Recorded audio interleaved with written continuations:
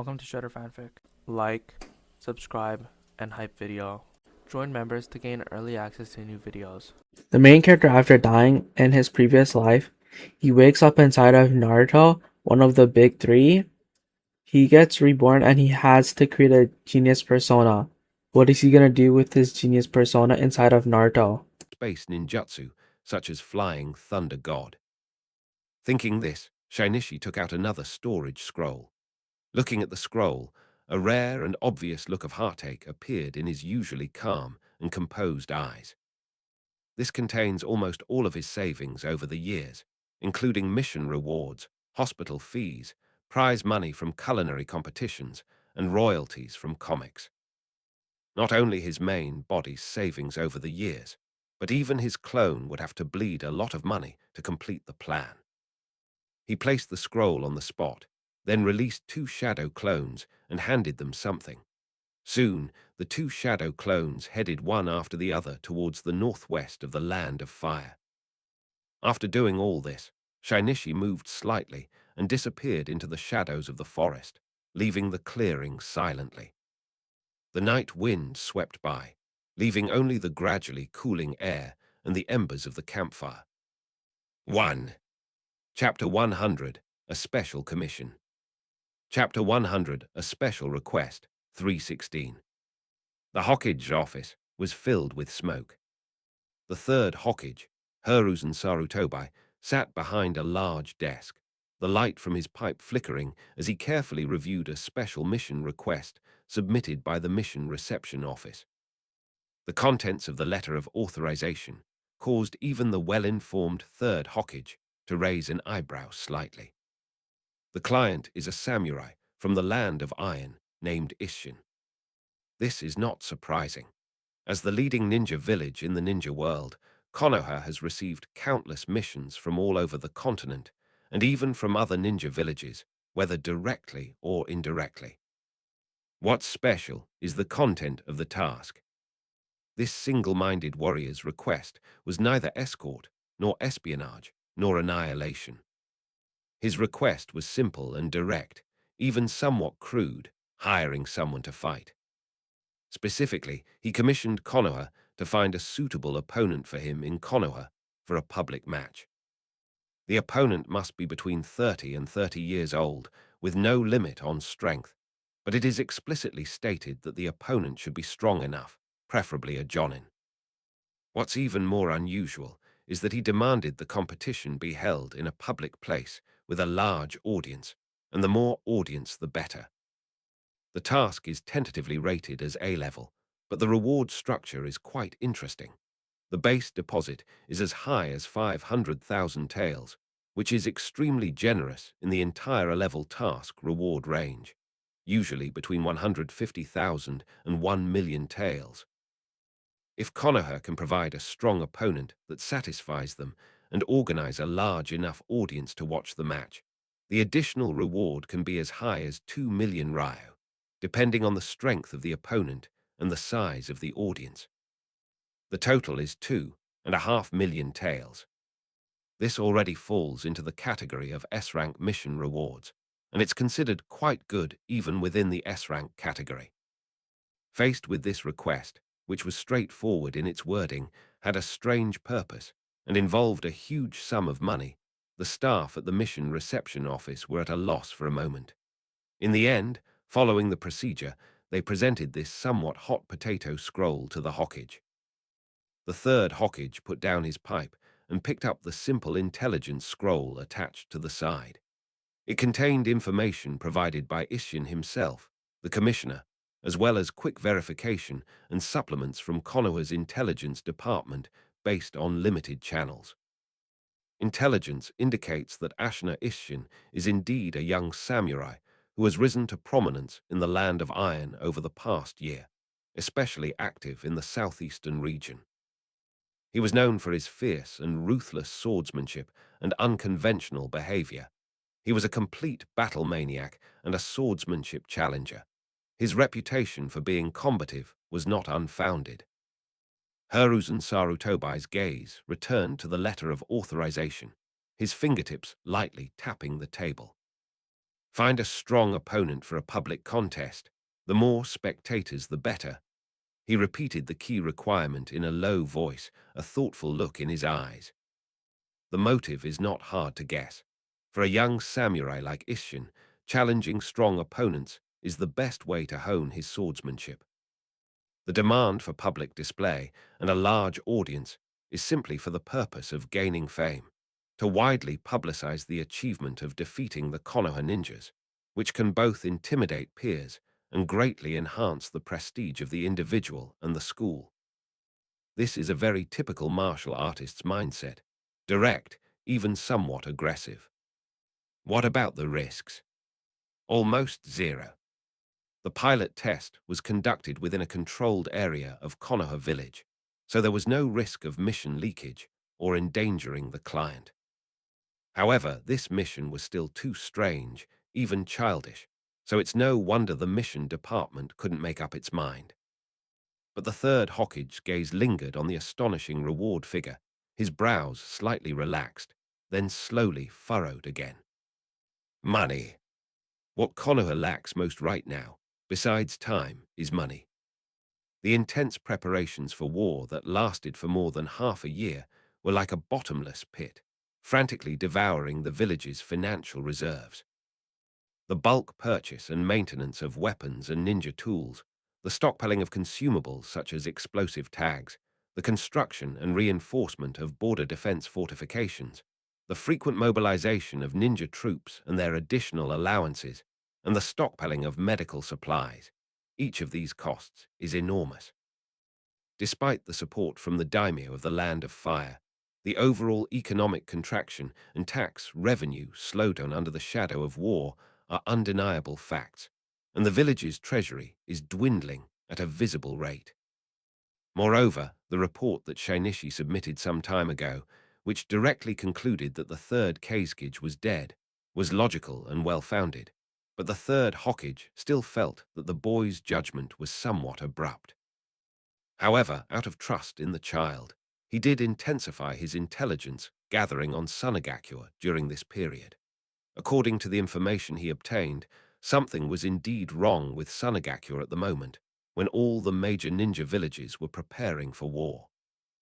Instead, Sunagakure frequently appeared within the Land of Wind and surrounding small countries, as if they were urgently searching for something.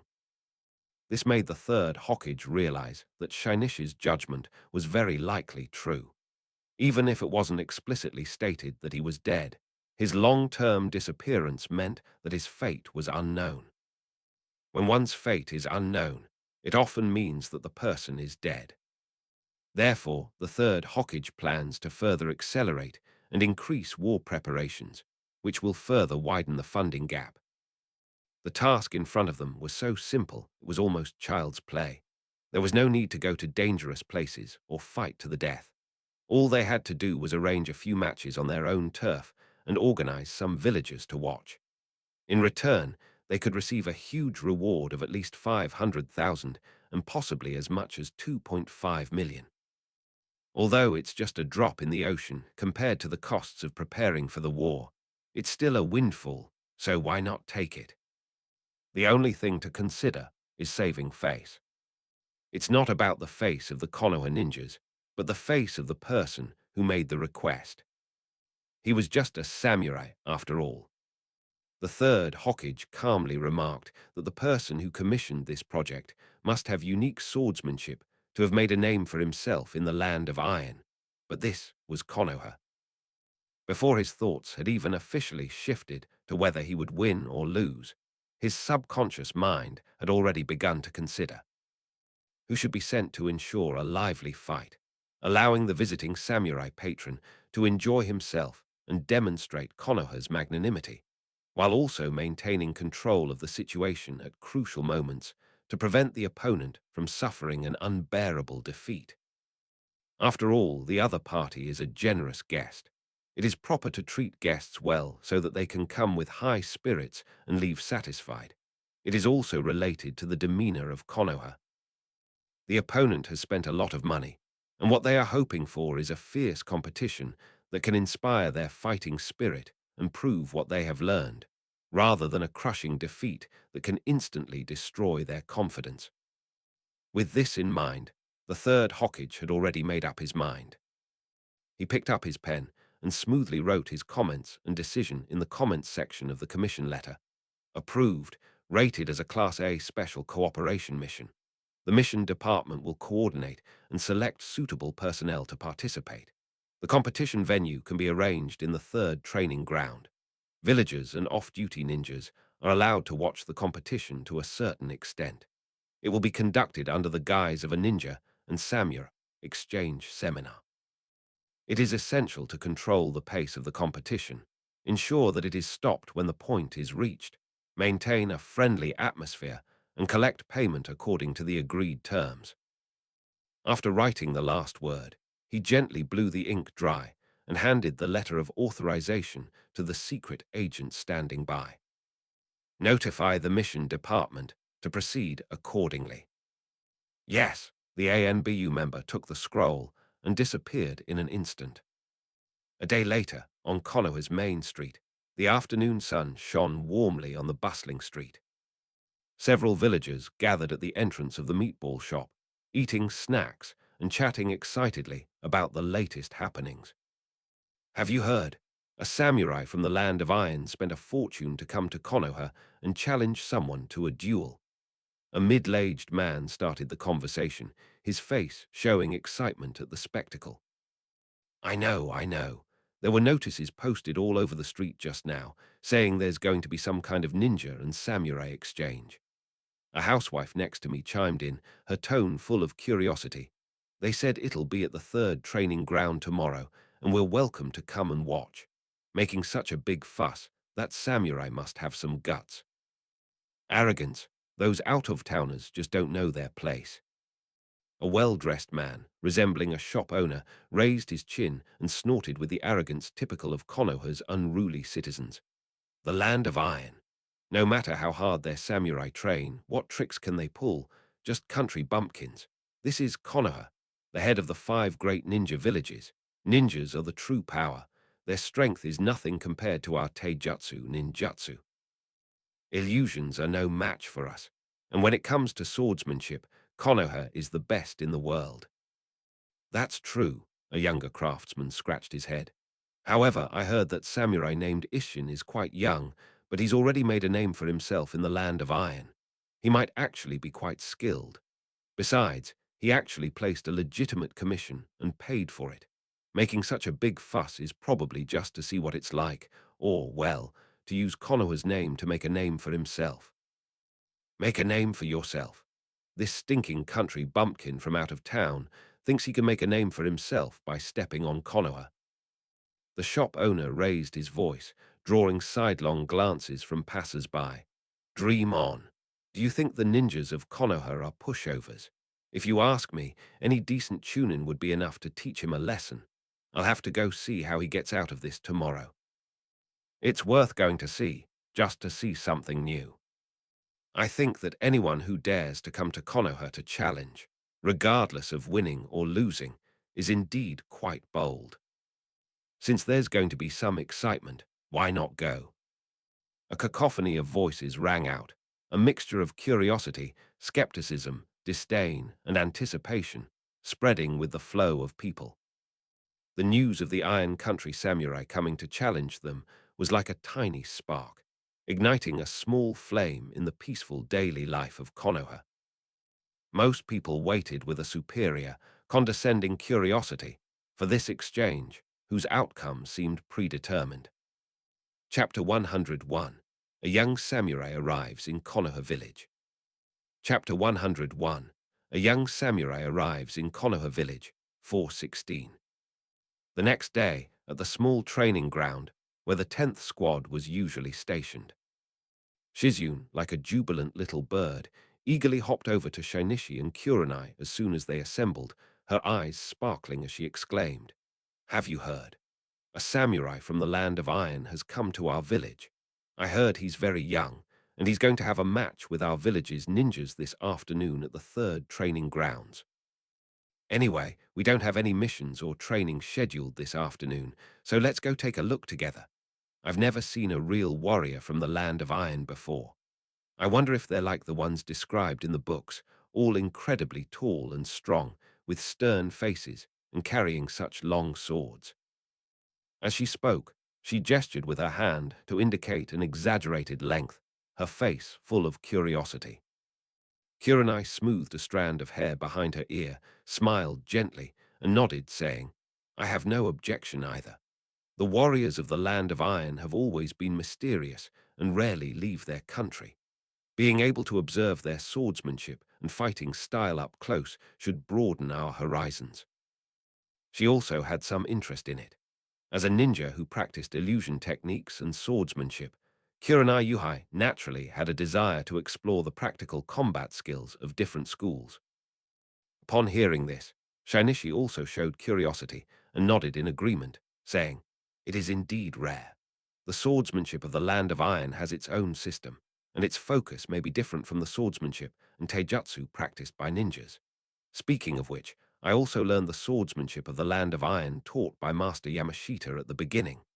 However, so many years have passed, and I'm quite eager to see with my own eyes what changes have taken place in their swordsmanship.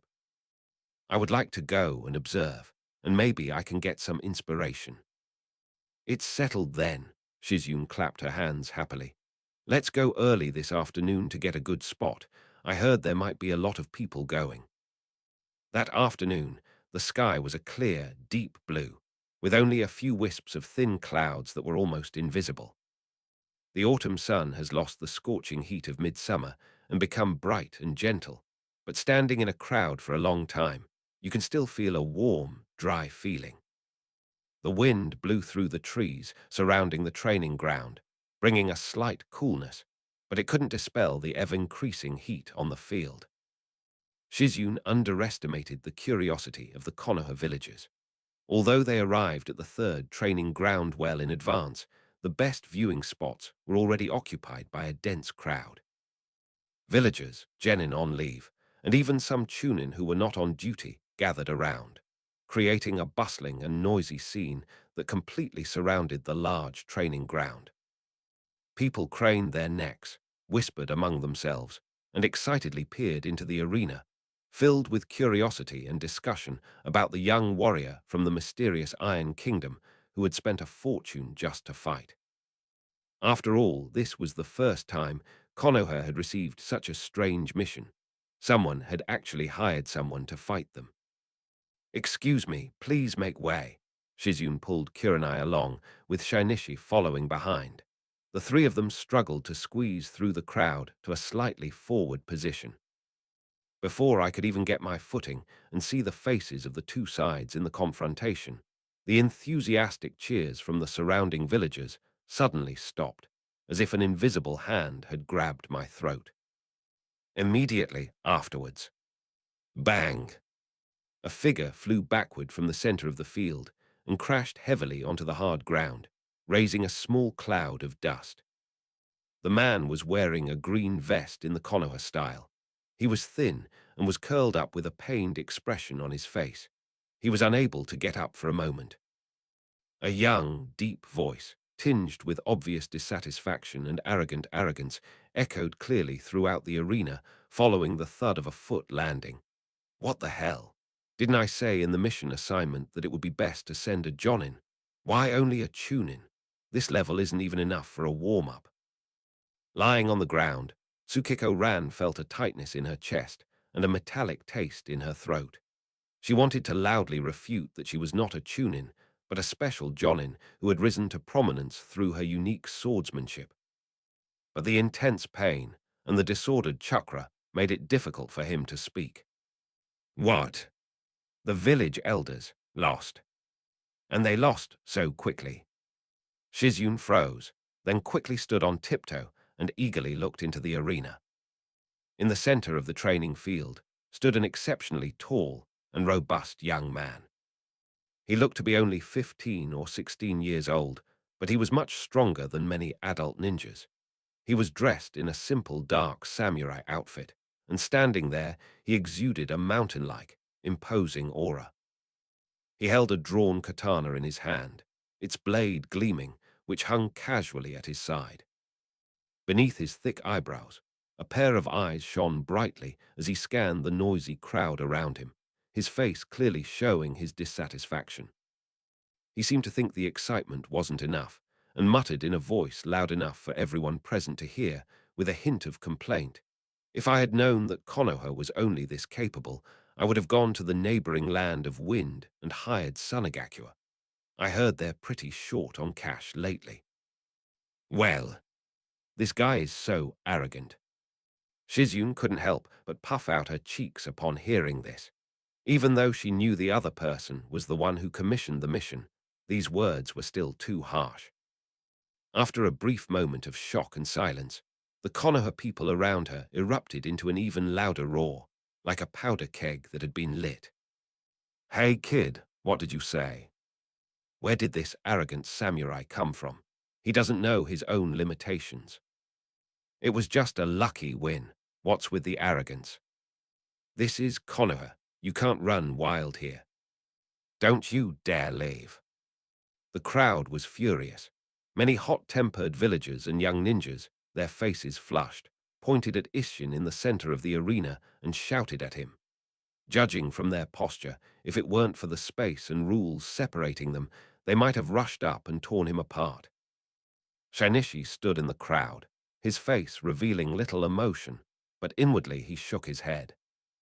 These troublemakers from Konoha reacted quickly and strongly, which is good.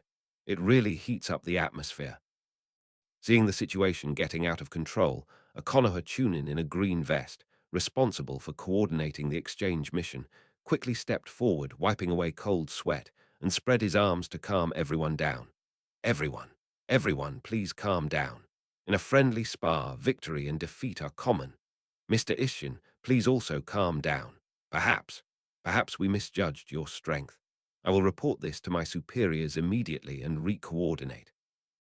As he spoke, he gave a wink to his companion, who immediately understood and vanished, clearly heading to the Hokage office for an urgent report. The Hokage office. The third Hokage paused slightly as he was about to pick up his teacup after hearing a brief report from the Chunin in charge of the matter about the instantaneous end of the first match. You lost after just 2 moves. He raised his eyelids, a hint of surprise flashing in his eyes. It seems that my assessment of this warrior from the land of iron was indeed flawed. He put down his teacup and pondered for a moment. Moonlight Storm's defeat was too swift, which may have been due to underestimating her opponent or being unsuitable in terms of tactics, but it is certain that her opponent's strength should not be underestimated. Since the other party has explicitly requested a Jonin, then send a reliable Jonin. This will allow us to truly test their abilities and also ensure that the situation is under control. Go, inform Jonin Kono Ayumu, and ask him to go to the third training ground immediately, the third Hokage instructed the Chunin. Kono Ayumu is an experienced Jonin, proficient in wind release and swordsmanship, with a calm personality and the ability to assess situations, making him a suitable candidate. Yes, that should be fine now, the third Hokage thought to himself. After taking a sip of tea, he lowered his head again to work on the thick stack of documents. Chapter 102, he still has to thank us. Chapter 102, he still has to thank us, 5:16. 20 minutes later, in the Hokage's office. After a rapid knocking, the Chunin who had been in charge of on-site coordination earlier strode in, his face covered in sweat and his expression tense, and immediately bowed to report. Lost again. The third Hokage had a premonition when he saw the other's expression, but he still asked. Yes, Hokage. Even Jonin Kono was defeated. The Chunin's voice was filled with disbelief. Tell me in detail, what happened? The third Hokage leaned forward slightly, his expression becoming completely serious. Kono Ayumu is not a newly promoted special Jonin like Gecko Arashi. She is a genuine Jonin who has experienced the trials of war. Yes, the Chunin swallowed hard and described in a rapid-fire manner. After arriving, Jonin Kono was very cautious. He judged that Mr. Ishin's physical strength was exceptionally strong, so he did not choose to engage in close combat. Instead, he took the initiative to create distance and attempted to use wind release ninjutsu to probe and suppress the enemy from a mid-range distance. A very reasonable tactic, the third Hokage nodded. But that's the problem. A look of lingering fear and confusion crossed the Chunin's face. That client, Mr. Ishin. He didn't make any move to dodge or defend against Kono Jonin's wind release ninjutsu. He just charged straight at it, taking the full force of the attack. Armed. Yes, third Hokage, he's charging at us. He's incredibly fast. The wind jutsu hit him, but aside from tearing his clothes, it seems like it didn't cause any obvious damage. The Chunin's voice grew increasingly urgent. Jonin Kono had clearly never encountered such an illogical fighting style before. Plus, the client actually took his ninjutsu head-on, which made him worried about the client's safety. His rhythm was disrupted, and he was caught off guard for a moment. In that instant, the opponent closed in on him. Upon closing in, Mr. Ishin's sword strikes were too fierce, too fast, and his strength was unbelievably great. Kono Jonin's swordsmanship struggled to parry, and he was forced to retreat several times after each clash. He could only rely on his rich experience and agility to barely maneuver and look for an opportunity, but in one of the clashes, Kono Jonin was forced back a few steps and was trying to regain his stance. The Chunin's voice trailed off, his expression turning extremely strange, a mixture of absurdity and something else entirely. But what? The third Hokage pressed. But Mr. Ishin fired his gun. Oh, so the shooting created the decisive opening. Wait a minute. Hiruzen Sarutobi continued the conversation, then suddenly realized what he'd said, his eyes widening and nearly dropping his pipe. What did you say? Why did you fire? Yes, third Hokage, this Ishin-san fired a shot. The Chunin repeated with a mournful face, confirming the fact and adding the absurd detail. With a strangely shaped firearm, like a large-caliber, short-barreled weapon. Rewind 10 minutes to the third training ground. Bang, bang, bangs, bang, bang, bang, bang. 7 rapid, almost intermittent explosions tore through the air, drowning out all the exclamations. The strong smell of gunpowder instantly filled the air. Kono Ayumu, already struggling and on high alert due to Ishin's relentless and unreasonable charges and relentless close-quarters sword attacks, did indeed experience a momentary mental blank when the menacing short-barreled musket suddenly appeared in his opponent's left hand. He had envisioned this battle, one that would feature swords, spears, broadswords, and even kunai, shuriken, and senbon needles. Even various, unusual weapons. But firearms. This kind of rigid long-range weapon, which was proven to be far less efficient than explosive tags and ninjutsu during the Fourth Shinobi World War, and was already looked down upon by ninjas and even samurai, is a dead-end weapon.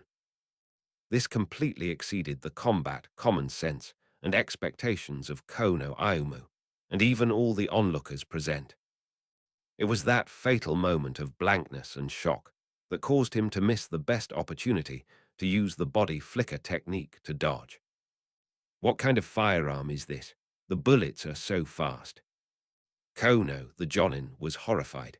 In the nick of time, relying on his superb combat instincts, he made a blocking motion, but puff, puff, puff.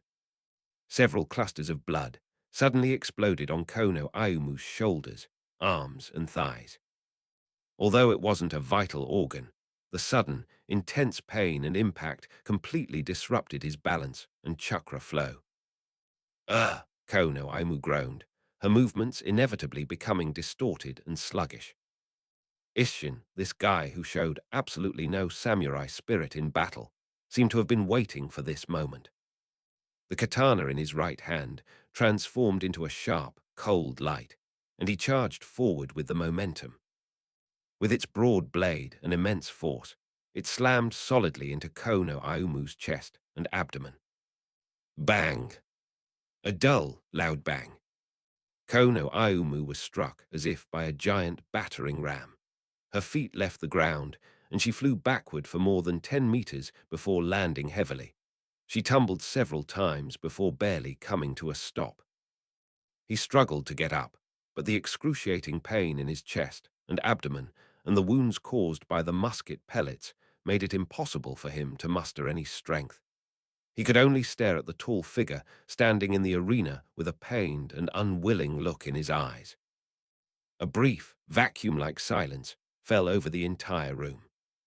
It was as if everyone's voices had been sucked away by those gunshots and the subsequent heavy blows.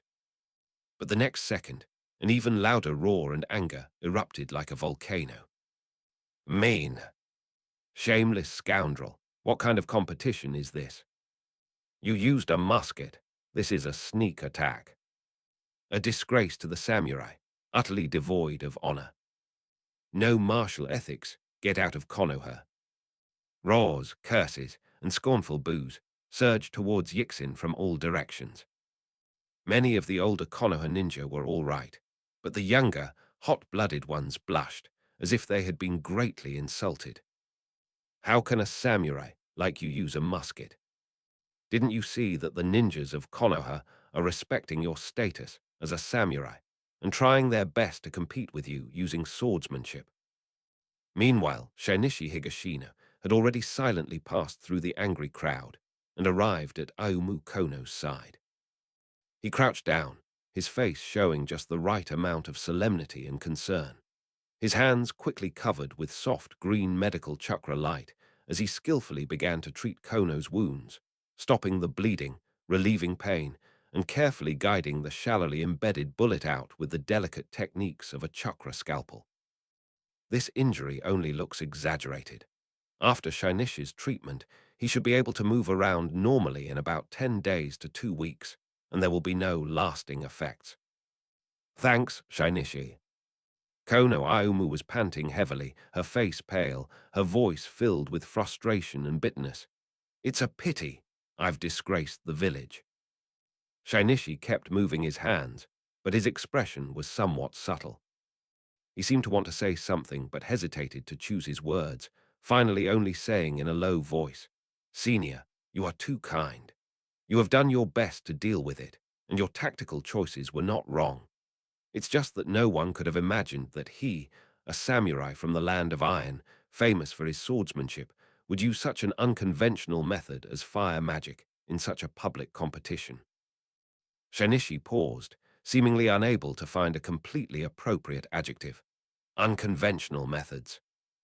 That's despicable. Shizune trotted over and squatted down next to Shinichi, glaring angrily at Kono Jonin's wounds, then at Isshin, who looked completely indifferent. His swordsmanship is so amazing. Why did he have to use something like this? This isn't a fair fight at all. Kurenai Yuhai also approached, her crimson eyes filled with complex emotions, shock, confusion, and a hint of bewilderment at the shock to her worldview. This, this is truly. I've never heard of such a fighting style before. A samurai's duel shouldn't be like this. Chapter 103, The Indignant Villagers of Konoha. Chapter 103, The Indignant Villagers of Konoha, 616. Mean. Facing the barrage of criticism from almost all the Konoha onlookers around him, Isshin stood still, leaning on his sword with one hand, his expression calm and even somewhat indifferent. As if he had heard Jingian's words, he turned his gaze to the indignant girl and curled his lips into a smile that was hard to tell whether it was a laugh or a mockery. Little girl. His voice wasn't loud, but it strangely overwhelmed the noise and clearly reached the ears of everyone present. On the battlefield, between life and death, will the enemy talk to you about rules or whether their methods are honorable? If you win, you live. If you lose your life. It's that simple.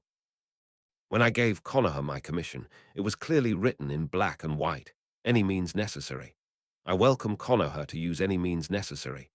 Genjutsu, ninjutsu, taijutsu, secret techniques, sealing techniques, explosive tags, poison, bloodline limits. Use whatever you want. because Ashinarayu is a swordsmanship that uses any means necessary to win. As long as it can defeat the enemy, swords, fists, fire, traps, poison, anything in the world can be used as a sword. Being bound by forms and empty fame is nothing but shackles that the weak put on themselves. Damn it, what kind of swordsmanship is firing a gun? Solicitation of arguments, fallacies, and heresies. Exactly. If you're so capable, don't resort to those underhanded methods. A swordsman using a musket instead of a sword. Shameless. Go back. Konoha doesn't welcome a despicable person like you. You XXXXX. More insults and curses surged forth, mixed with the voices of many young ninjas. Most of the older ninjas, though their expressions were solemn, remained silent. The situation briefly spiraled out of control, and the Chunin in charge of coordinating the situation was sweating profusely, repeatedly shouting, "Calm down," but to little avail. These Konoha scoundrels, how come I never knew they could swear so filthily? The CI, seemingly detached from the storm, turned a deaf ear to the cacophony of curses, but inwardly grumbled to itself. When I become Hokage, I'll definitely teach them what etiquette is. Inside the Hokage's office, the third Hokage had just recovered from his shock. He realized he had made a mistake based on common sense and experience. This client, Isshin, is not some ordinary challenger who needs Konoha to save face. He is a true tiger whose physical strength and combat ability have probably reached a very high level. What's even more troublesome is his unpredictable fighting style, which is even more cunning and ruthless than many veteran ninjas, and he will stop at nothing to achieve victory. When did the land of iron produce such a person? Just as he was about to speak, there was a knock on the door. "Come in." An intelligence officer strode in, his expression clearly odd. "Lord Hokage, latest update. That person who entrusted me with this task. He said he's not interested, that the opponents aren't strong enough and the stage isn't big enough. He's packing his things now, and it seems he's preparing to leave. He even said in front of everyone. He plans to set off now to check out Sunagakuya in the neighboring land of wind." The third Hokage's eyes narrowed. "Go. We can't let him leave now. Not to mention the outstanding balance, which could be as high as 2 million taels. It is still a considerable income for Konoha at present. To allow a samurai who defeated 2 Konoha ninjas to leave with the assessment that Konoha was nothing special, and instead go to the land of wind, with which Konoha has a delicate relationship and may even become an enemy, is absolutely unacceptable from the perspectives of face, substance, and potential strategic impact. He must be kept. We must defeat him fair and square before he leaves Konoha, or at least demonstrate that Konoha has the strength to suppress his power. Never mind. The situation is so tense right now. It's good to have some excitement. In a flash, the third Hokage made his decision. He stood up abruptly and said decisively, "Immediately contact that Isshin-san and convey my message." His gaze was intense as he spoke, word by word. This time, it was Konoha's fault for poor arrangements. We underestimated Mr. Isshin's strength and spoiled his mood. Please apologize to Mr. Isshin on my behalf. Please, Mr. Isshin, stay in Konoha for one more day. Tomorrow, the next match will be held at the largest official arena in Konoha. The stage will be large enough to accommodate all the villagers and ninjas who want to watch this exchange. Furthermore, in the name of the third Hokage, I guarantee that I will arrange a truly satisfying and enjoyable opponent for him. At this point, the third Hokage waved his hand and said, "You must stop him. Do it immediately." "Yes, Lord Hokage." The 2 staff members perked up, immediately accepted the order, and turned to run away. The third Hokage sat down again, picked up his pipe but didn't light it, and gazed intently out the window. "It seems we need to get serious. Who should we send to subdue this formidable dragon from the land of iron?" His terrifying physical strength and power, his swift and direct close combat style, and his ruthless and uncompromising combat mentality. It's a pity Minato went out on a mission, otherwise. The third Hokage's first thought was Minato Namikaze, but unfortunately, Minato had gone on a mission and wouldn't be back for at least 10 days. His mind raced through the names of several Jonin who were 30 years old or younger, but finally settled on one of them. The sunset is really red. This person is not only a seasoned genjutsu-type Jonin, but also, more importantly, calm and experienced. Let Shinku go. He just turned 30 this year, so he meets the requirements. The third generation made his decision. He picked up his pen and began writing the official transfer order and explanation to the mission department and Kurenai Yuhai. The streets and alleys of Konoha did not return to tranquility as the sun set. Conversely, the topic of despicable samurai from the land of iron has generated unprecedented buzz. Have you heard? That guy from the land of iron uses a musket. How despicable. A musket? Would those even work on a ninja? That's what makes him so despicable.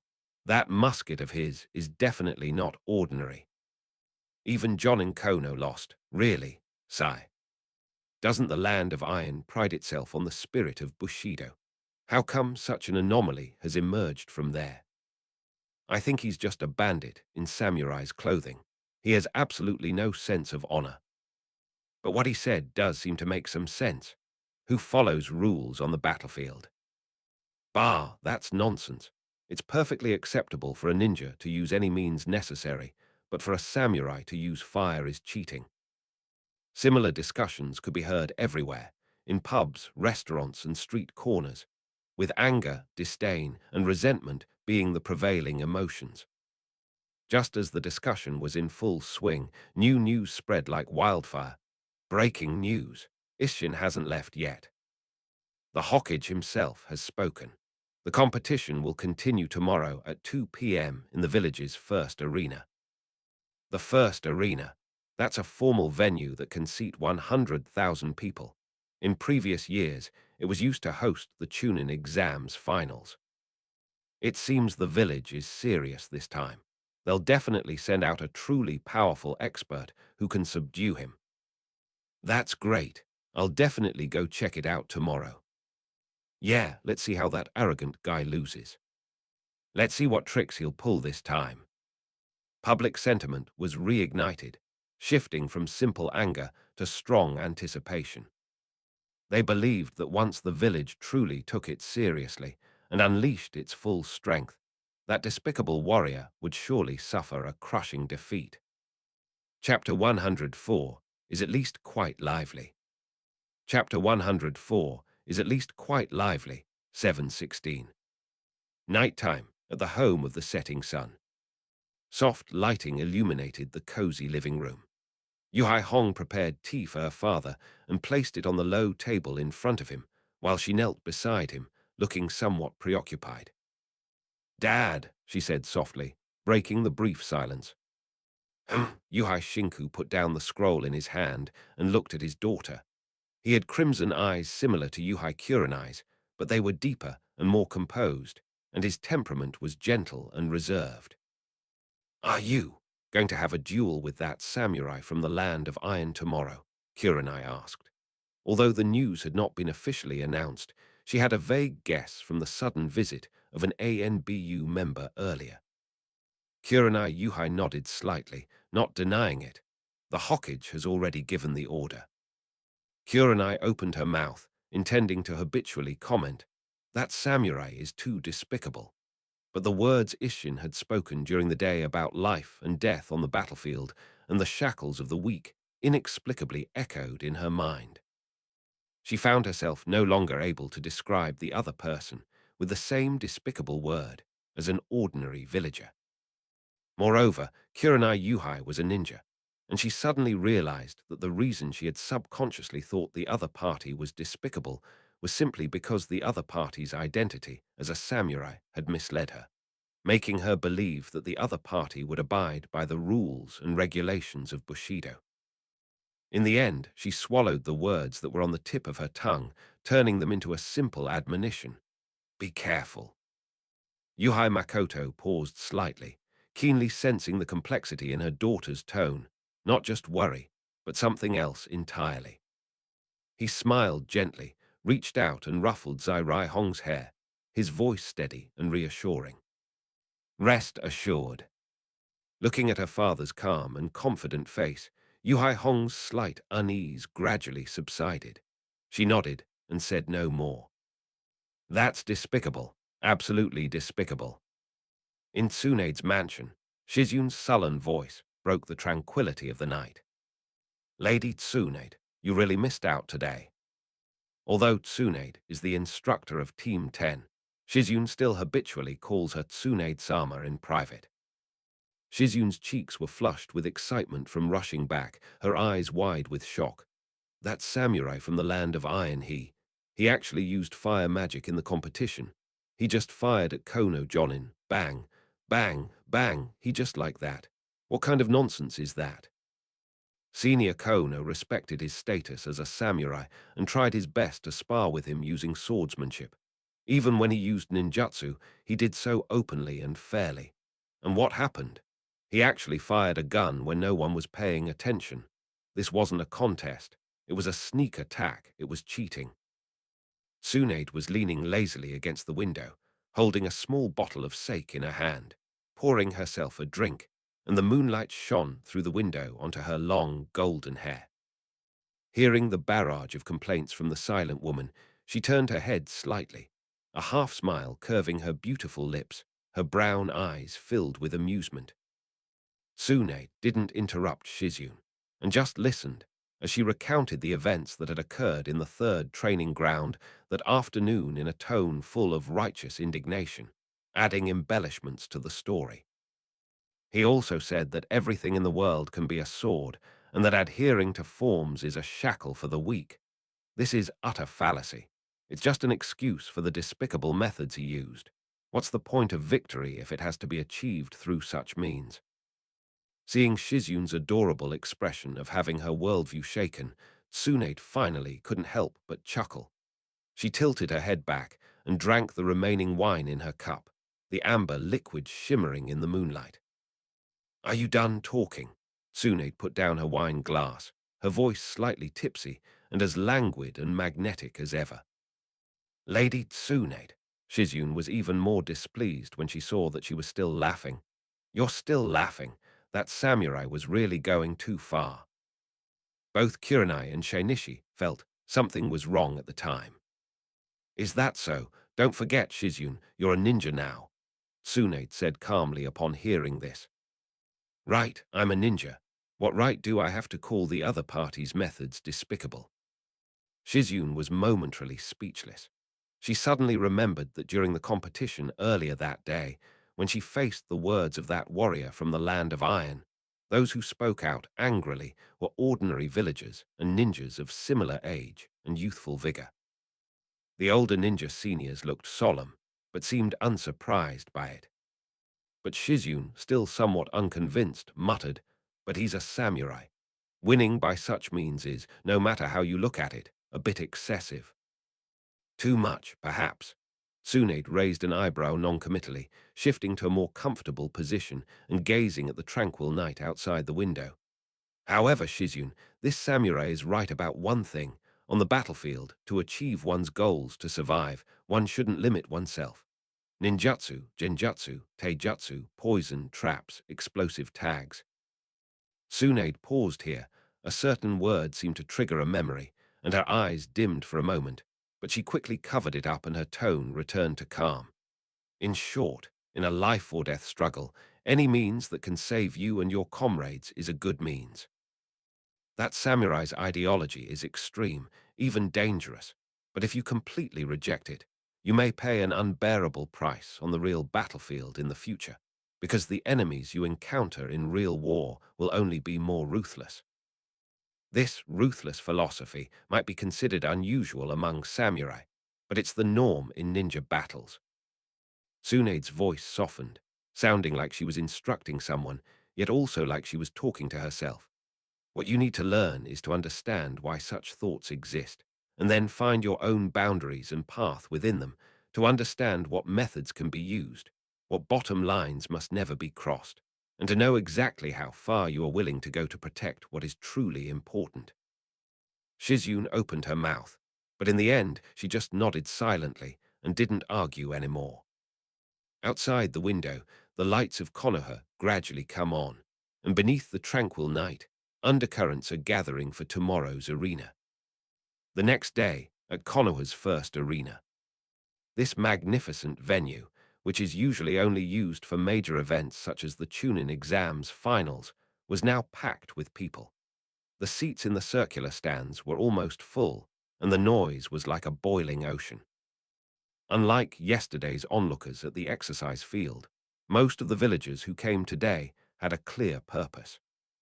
They wanted to witness firsthand how that arrogant and despicable warrior from the land of iron would suffer a humiliating defeat in front of the true powerhouses of Konoha. The air was thick with heat and an almost festive excitement, but the theme of this festival was the anticipation of an undeniable victory to wash away yesterday's unpleasantness. On the viewing platform reserved for high-ranking officials, the third Hokage, Hiruzen Sarutobi, wearing a divine robe, stood calmly in front of the railing, looking down at the dark mass of people and the empty arena below, his expression carrying the same gentle smile as always. Standing beside him were two Hokage advisors, Mitakado Hamura and Utatane Koharu. At this time, it would be good to liven up the village, divert some attention, and ease the recent tense atmosphere. The third Hokkage's gaze fell upon the scene, and he smiled at the two advisors. Mitakado Hamura adjusted his glasses, his expression largely unchanged, simply nodding slightly in understanding. Koharu's expression was noticeably less pleasant, her brows furrowed slightly. She was concerned about the eccentric girl from the land of iron.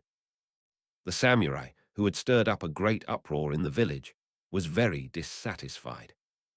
What bothered her even more was that Hiruzen not only didn't handle the situation discreetly, but instead took the opportunity to create such a big fuss, continuing to build a stage for the other party to make a name for themselves.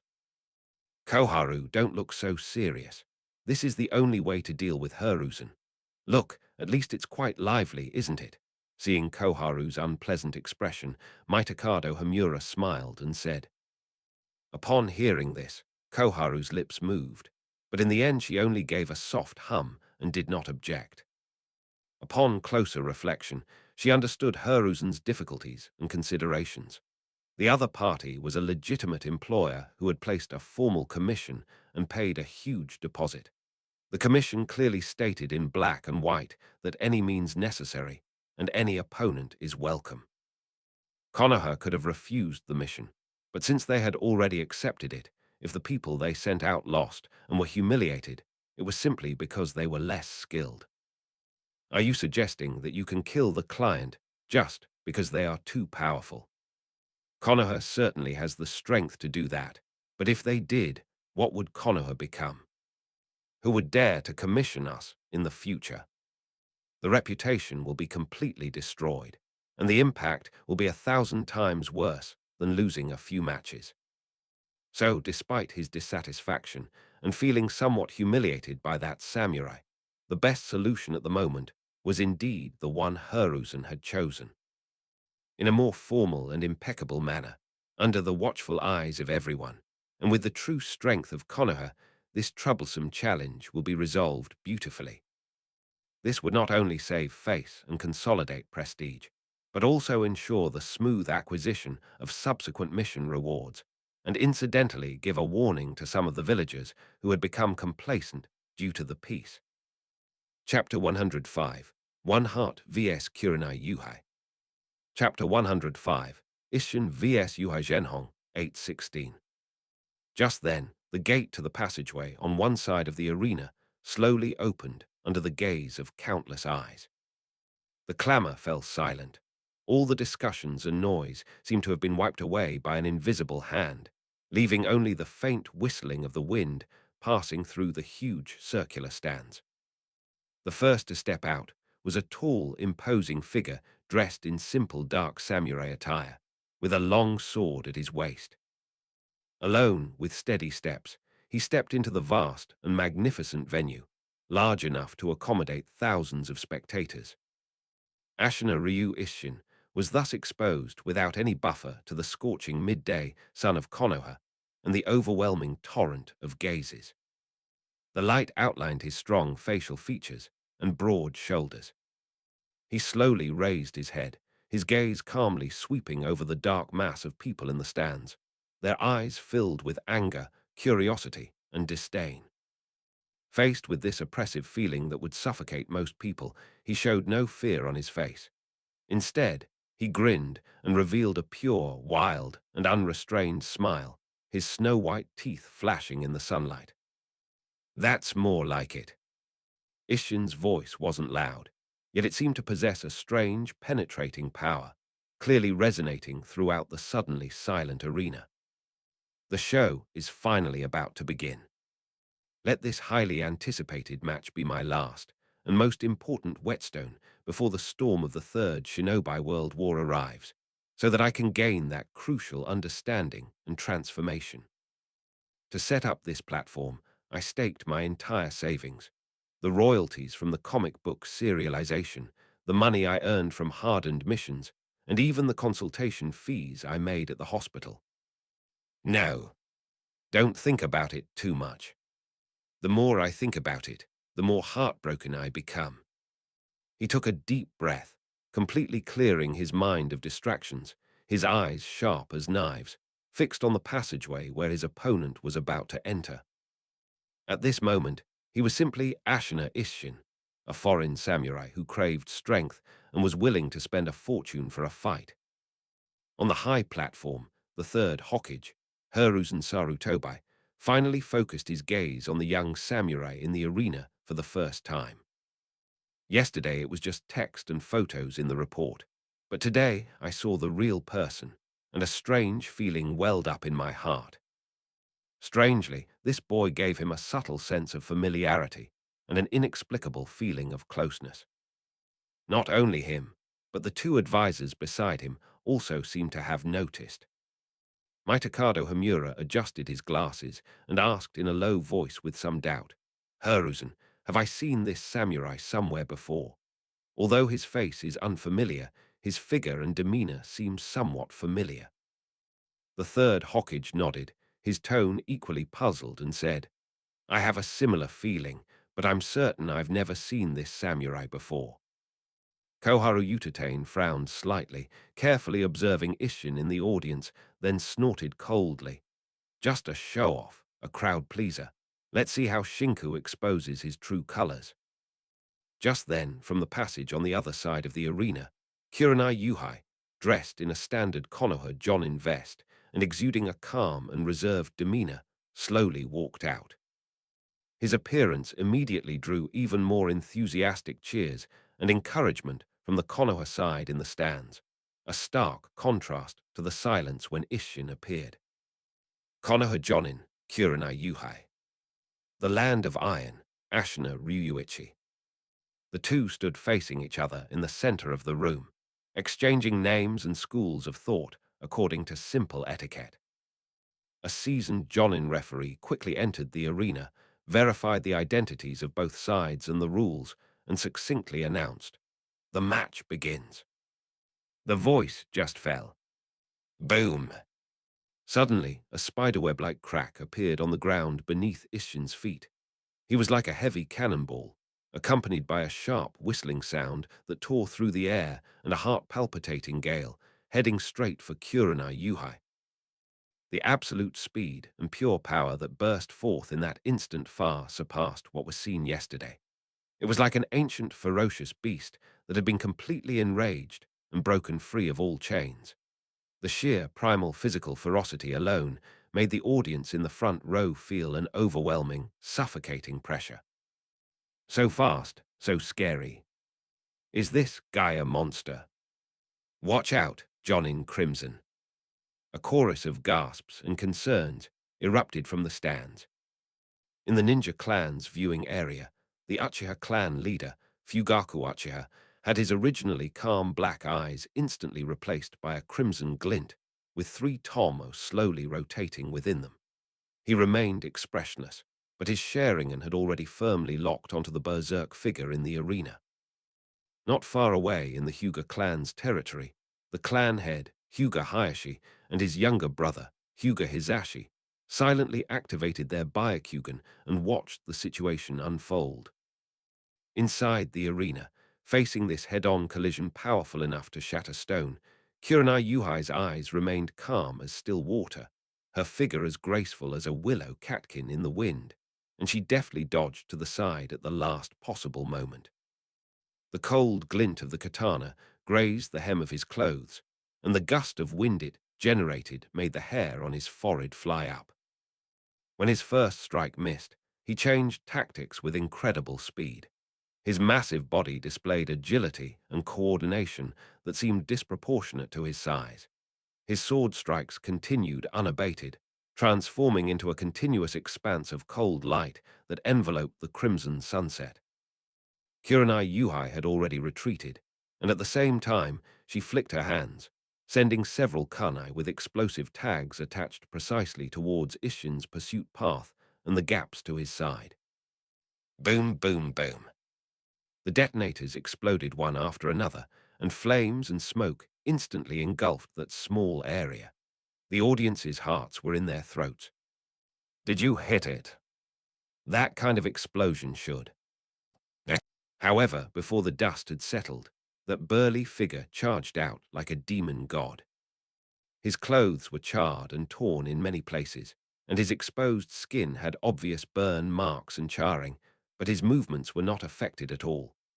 On the contrary, his eyes became even sharper and wilder, which once again drew a commotion and incredulous exclamations from the stands. Oh my God, everything's all right. Is his body made of iron? I told you this guy was a monster. Kurenai Yuhai's expression remained unchanged, as if she had expected this.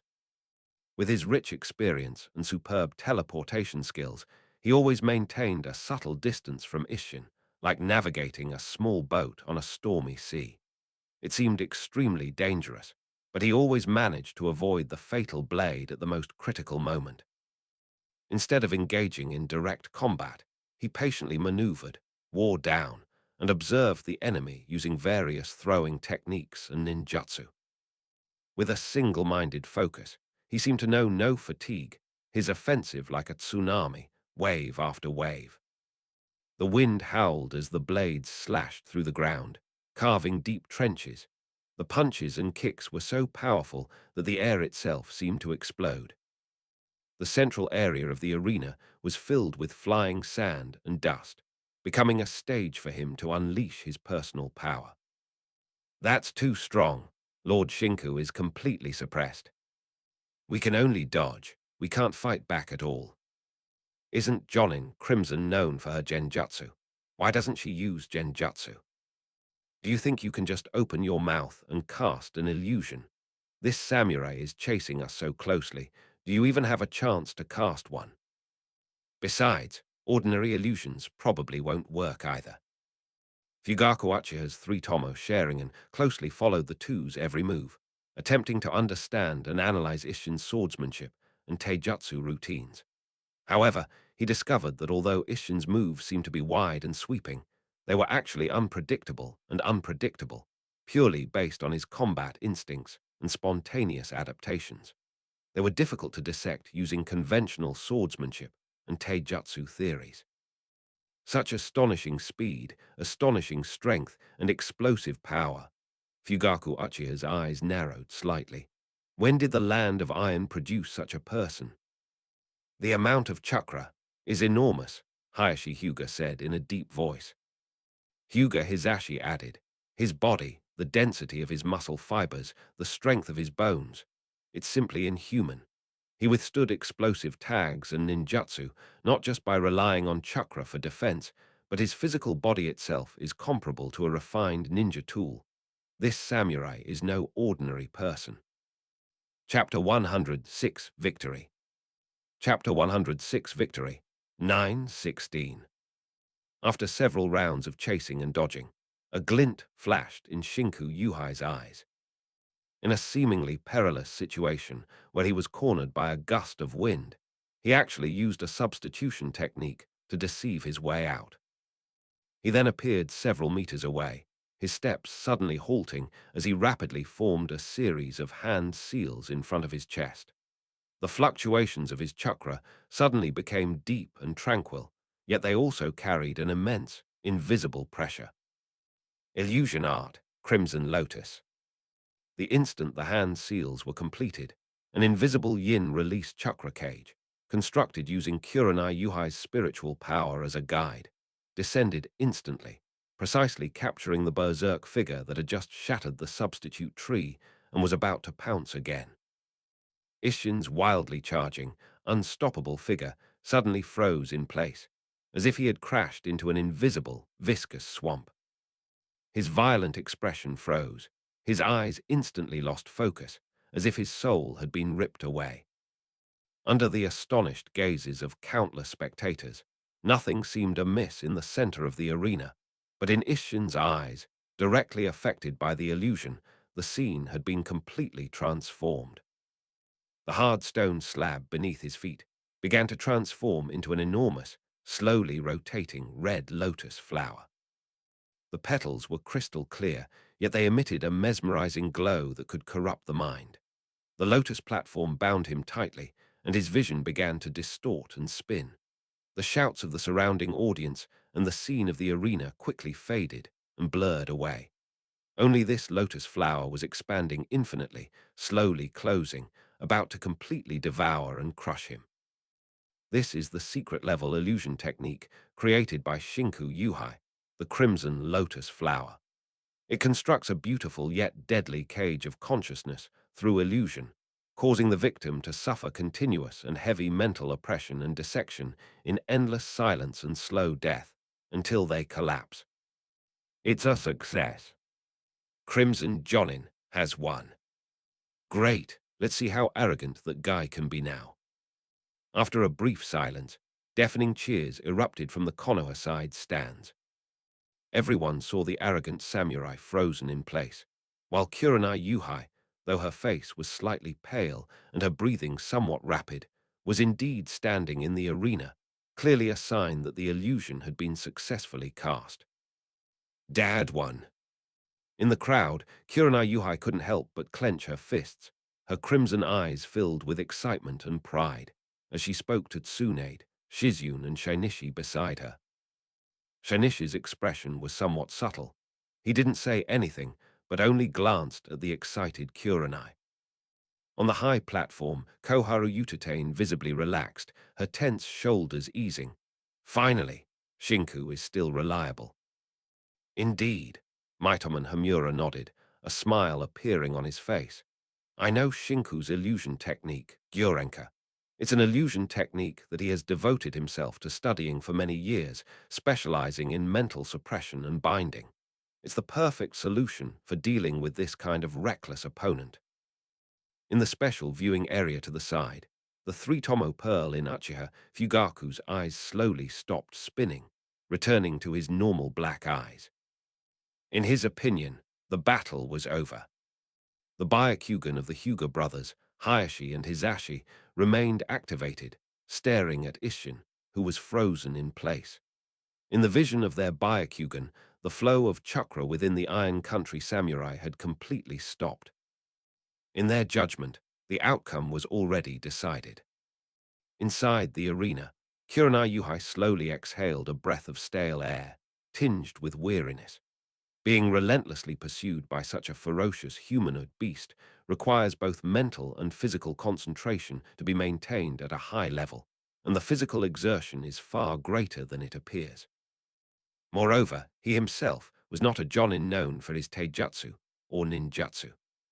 Successfully casting a genjutsu of the level of Crimson Lotus Flower instantly drained a significant amount of his chakra and energy. My temples are still throbbing slightly, and I feel a mild, stinging sensation. Kurenai Yuhai steadied herself, forcibly suppressing her physical discomfort, and stepped towards Isshin, who stood motionless like a statue. The sharp edge of the kunai in her hand reflected a cold star in the sunlight. According to the rules, he only needs to place the kunai lightly in front of his opponent's neck or heart, and the referee will declare him the winner. However, just as he was about to raise his arm, only 3 steps away from Isshin, a sense of crisis, which was not unfounded, surged up from within him. Kurenai Yuhai's extensive combat experience made him want to retreat almost the instant he sensed danger. But it's too late. That heart, which had been as still as a stone sculpture with empty eyes, moved without warning.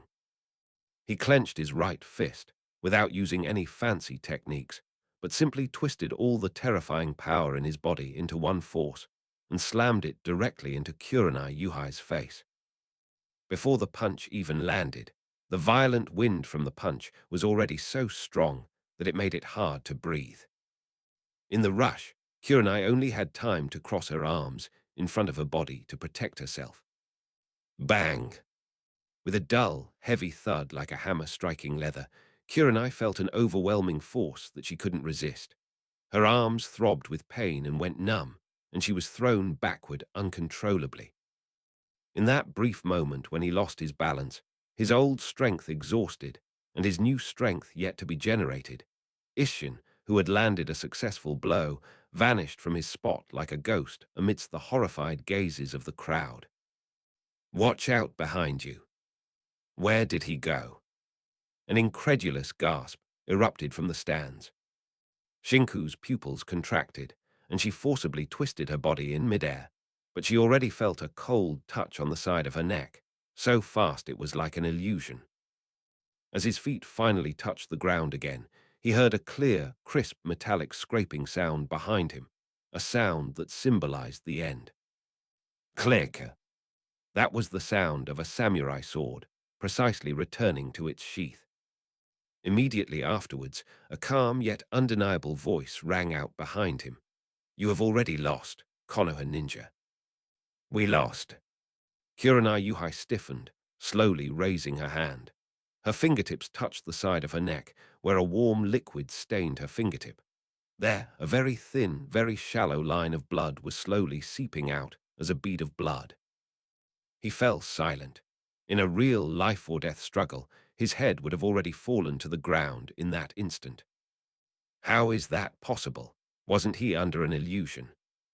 In the stands, countless spectators stood up in astonishment, voicing a clamor they could hardly comprehend. Impossible. The illusion clearly worked. I saw him frozen in place with my own eyes. My God, could it be? Could it be that he wasn't under an illusion at all? Was he just pretending? How despicable. The same old despicable tactics. But is it possible to fake it under that kind of illusion?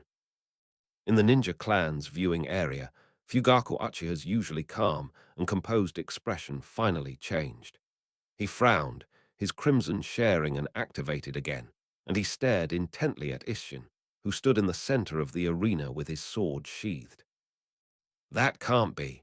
His mental fluctuations can't be faked. He was definitely pulled into the illusion, but he broke free in an instant. How could that be? The Hyuga brothers exchanged a glance, both seeing the same confusion in each other's eyes. On the high platform, the smile on the face of consultant Koharu Yututane had already frozen. Mitakado Yan's hand, which was pushing up his glasses, froze in midair, his gaze behind the lenses filled with astonishment and doubt. The third Hokage, Hiruzen Sarutobi, took a deep drag of his cigarette and slowly exhaled, the smoke obscuring his deep eyes. 3. Chapter 107, One Heart vs Hinata Hisashi. Chapter 107, Isshin vs Hinata Hisashi, 1016. Inside the arena, Kurenai Yuhai looked at the crimson stain on her fingertip, then looked up and gazed deeply at Isshin, who stood there with his sword sheathed and his breathing as steady as ever. Finally, he slowly raised his hand, facing the referee, and said in a slightly hoarse voice, "I concede." He then turned to Isshin and asked the question that had been on everyone's mind. How did you do that? My illusion should have hit its mark right.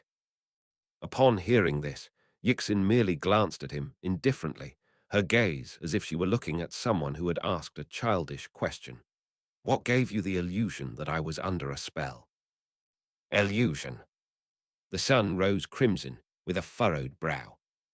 He had absolute confidence in the profound illusion technique he had painstakingly developed, and the feeling of being bound by that illusion technique was definitely not an illusion. But since the other party said that, it's clear they don't intend to reveal the real details. Kurenai knew there was no point in asking any further questions. No one would reveal their hand for no reason. He looked at Isshin intently for a moment, nodded, and said nothing more. He then turned and walked back to the sidelines with slightly heavy steps. In reality, Isshin was indeed under the spell, but when the consciousness of the clone Isshin was dragged into the lotus cage constructed by the illusion by Gyurenka, the consciousness of the original Shinichi Higashino, who was on the stands, was completely unaffected. After all, it was Isshin who was under the illusion spell. What does it have to do with me, Shinichi? It's like a tailed beast and a Jinchuriki, but the sharing of thoughts between the two bodies is far closer, more immediate, and more perfectly synchronized than that between any Jinchuriki and a tailed beast. Like a dual-core processor, when one core is crashed or reduced due to an external attack, the other core can instantly and seamlessly take over all control.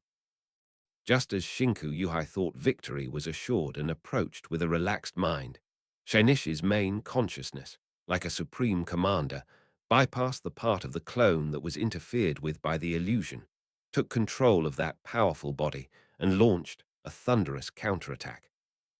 After defeating Kurenai Yuhai, Isshin didn't leave.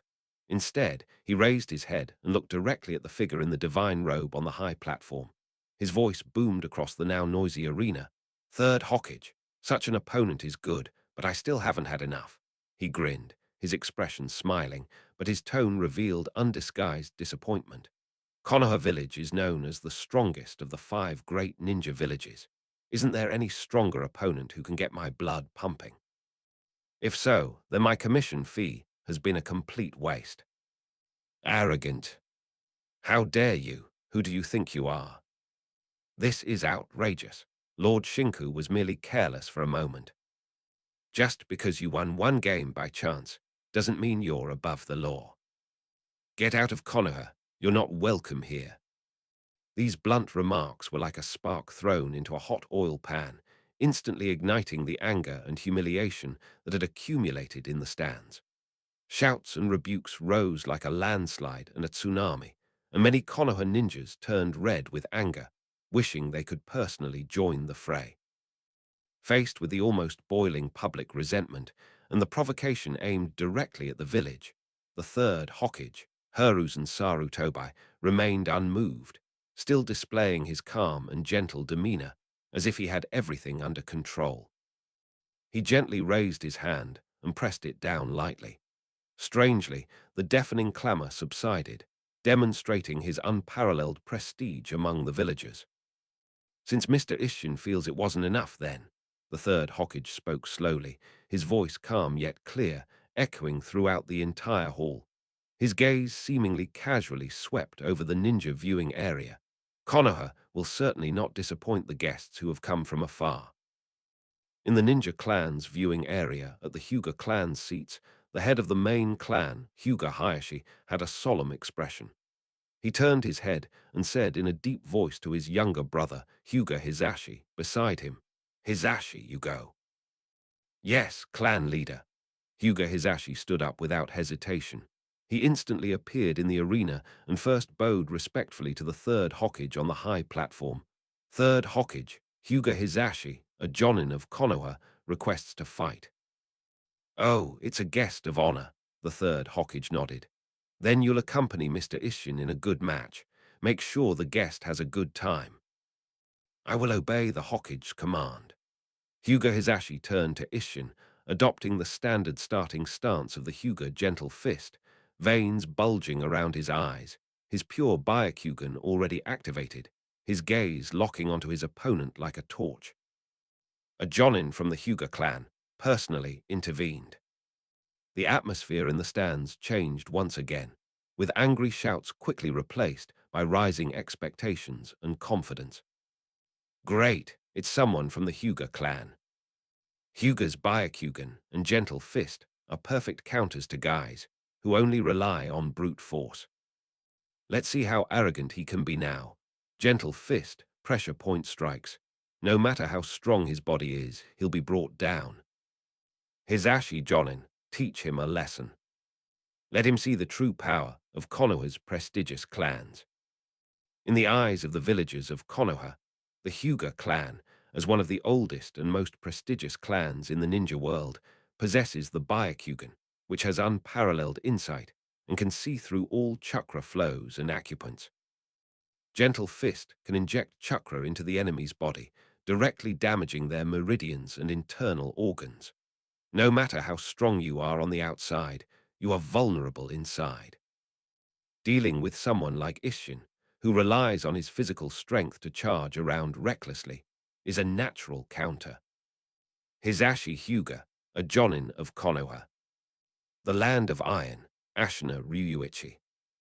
Both sides exchanged names, the formalities brief, and then, with the referee's arms swinging down, boom. As before, even more violent. The stone slab beneath Yixin's feet shattered inch by inch, and his entire body turned into a blurry afterimage, rushing towards her like an out-of-control chariot with a tearing sound that ripped through the air.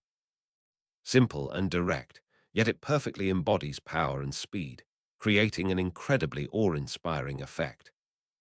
The veins around Hyuga Hisashi's eyes became increasingly prominent, and the powerful perception of his Byakugan allowed him to clearly capture every movement of his opponent's body and the trajectory of his chakra surges. He had no intention of confronting the attack head-on. His steps were as light as a breeze, and his figure as ethereal as a drifting catkin. At the critical moment, he slid to the side, narrowly avoiding the frontal charge that could have shattered rocks. At the same time, he joined his right fingers like a sword, his fingertips gathering highly concentrated Gentle Fist chakra, silently yet precisely, and ruthlessly stabbing at Isshin's exposed side waist vitals after his charge. Gentle Fist, acupressure. If this finger strikes the target, even with Isshin's physique, the flow of chakra in the kidney area will be immediately blocked, affecting the body's balance and power generation. However, just as Hisashi's fingertips were about to touch the other person's clothes, something unexpected happened. Isshin's burly body, which had been slightly leaning forward due to the high-speed charge, suddenly stopped with a strange coordination that defied inertia. His left arm swung back strangely like a python without joints, and his clenched fist, like a swinging heavy hammer, whistled through the air and struck Hisashi's temple from below at a tricky angle. It was a fierce fighting style that attacked where the enemy had to defend, trading blows for blows. Chapter 108 is excellent. It's absolute defense. Chapter 108, that's great. It's absolute defense. 11:16. Hyuga Hisashi frowned, his Byakugan's insight allowing him to instantly calculate the outcome. His pressure point strike might severely injure the opponent's side, but the opponent's swing punch, containing terrifying power, would definitely hit his head at the same time as he landed the blow, causing him to lose consciousness. In a flash, without hesitation, he retracted his right hand, which had been thrust out, and his entire upper body arched backward like a drifting feather. At the same time, chakra erupted from his feet as he attempted to retreat rapidly. Just as Hisashi was leaning back to avoid this dangerous counterattack, his old strength was slightly depleted, and his new strength had not yet gathered. A delicate moment passed. Isshin's right side, which had seemed wide open from throwing a punch, suddenly loosened its grip on the knife with its 5 fingers. Clang! The soft thud of the samurai sword hitting the ground was almost ignored. The next instant, as if by magic, the grotesquely shaped weapon reappeared in his free right palm. A short-barreled firing unit that gleams with a cold metallic light. The dark muzzle of the gun, less than 5 meters away, was already aimed at Hyuga Hisashi, who was leaning back and retreating, his body slightly sluggish. The hearts of the entire audience seemed to be gripped tightly by an invisible hand. This trick again. Mean. Shameless, not again. No martial ethics. Watch out, Jonin. Inside the audience, a continuous stream of gasps and angry shouts erupted instantly. Hyuga Hisashi's Byakugan allowed him to see all of this clearly, even noticing the subtle movement of the blast hammer being turned, and the faint glow of the gunpowder about to be ignited inside the blast chamber. Bang, bang, bangs, bang, bang, bang, bang. Scorching flames spewed from the muzzle in succession, and 7 bullets tore through the air at speeds imperceptible to the naked eye, forming a deadly barrage as they attacked Hinoki. Almost at the same time as the shot was fired, the ground beneath Isshin's feet exploded a second time, and he pounced forward like a raging beast, following the barrage of bullets with an even more ferocious momentum. What kind of firearms are these? The bullets are so fast. In that instant, Hyuga Hisashi had the same thought as Kono Jonin from yesterday. But he displayed the top qualities and decisiveness expected of a Jonin of the Hyuga clan, forcefully stopping his backward lean and turning his hands into a blur that was difficult to catch with the naked eye. Puff, puff, puff, puff, puff, puff, puff. 7 soft, yet distinct muffled thuds almost overlapped into one. Hyuga Hisashi's palms danced in front of him, creating a dazzling array of light blue chakra trails, like the most agile catcher, sometimes deflecting, sometimes guiding, sometimes grabbing, sometimes lifting. None of the 7 lead bullets that shot towards him escaped. They were all caught by his hands, which were wrapped in the chakra of the gentle fist, either pinched between his fingers, held in his palms, or steadily held up. Catching a bullet with bare hands. The whole process was lightning fast and effortless. After catching the bullet, he quickly flung it to the ground beside him, making a crisp, clanging sound. Caught it with his bare hands. My God, that's amazing. As expected of a Jonin from the Hyuga clan. The audience erupted in thunderous gasps and cheers, the incredible feat even temporarily overshadowing their anger at Isshin, repeating his old tricks. However, the real crisis had just begun. No matter how fast Hisashi caught the bullet and threw it away, it still took a moment to lose some time and distracted him for a moment. And Isshin's furious barrage of punches and kicks was already upon them. Hyuga Hisashi's expression was solemn. His hands, which had caught the bullets, instantly transformed into palms, and his soft fists rose again. He parried, blocked, turned, and shifted, deflecting Isshin's fierce and violent punches, elbows, and knees one by one.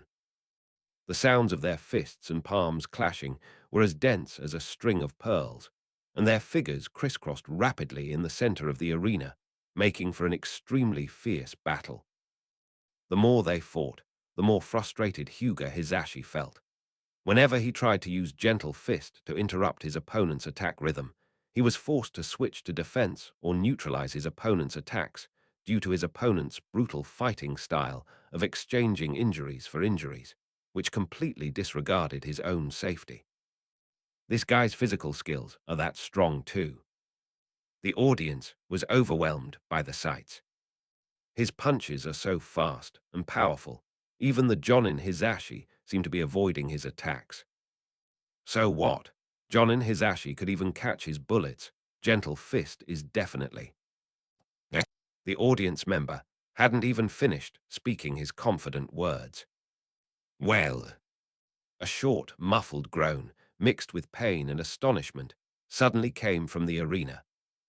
In the midst of another fierce exchange of fists and palms, as figures drew close and each other's moves were exhausted, Isshin's right foot, as solid as a steel pillar, stomped down on Hyuga Hisashi's slightly forward-pointing left toes without warning, with utmost naturalness and even a touch of street brawling swagger.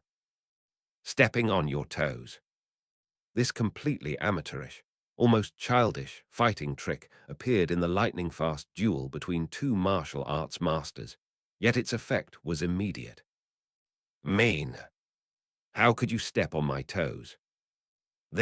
This is a move only kids use in a fight. It's outrageous. The stands erupted in uproar. Many villagers were stunned by the sudden change in the atmosphere and then burst into even stronger contempt and anger. What I really want is this one moment of weakness. A fierce glint flashed in his eyes. He seized the moment when Hyuga Hisashi's body faltered slightly due to the excruciating pain in his toes, and the rhythm of his gentle fist was interrupted. His right leg, which had just stepped on Hyuga's toes, did not even retract before his knee, like a cannonball, bent up and thrust fiercely into Hyuga Hisashi's chest and abdomen, which were slightly lowered due to the pain and wide open. If this collision lands squarely, even if the battle doesn't immediately decide the winner, the rhythm of the battle will be completely controlled by Isshin. In the critical moment, Hyuga Hisashi's chakra erupted at an unprecedented speed. Gentle fist, reversal of fortune. A powerful and condensed light blue chakra instantly surged from all the acupoints on his body, while his feet spun in place at an incredible speed with an extremely small amplitude. The surging chakra, along with the rapid spinning of his body, instantly formed an airtight, high-speed rotating spherical chakra shield, completely enveloping his entire body. Isshin's vicious knee strike landed squarely on the suddenly appearing absolute defense. Bang! With a muffled thud, chakra surged violently at the point of impact. The characteristics of the high-speed rotation of the reincarnation technique, which combines a high degree of spiral and a powerful countershock force, were fully displayed. All I could feel was a powerful, rotating, and shocking force coming up my legs. His burly body was jolted back several steps by the force, his attack faltered, and his body was momentarily frozen and opened up by the sudden recall.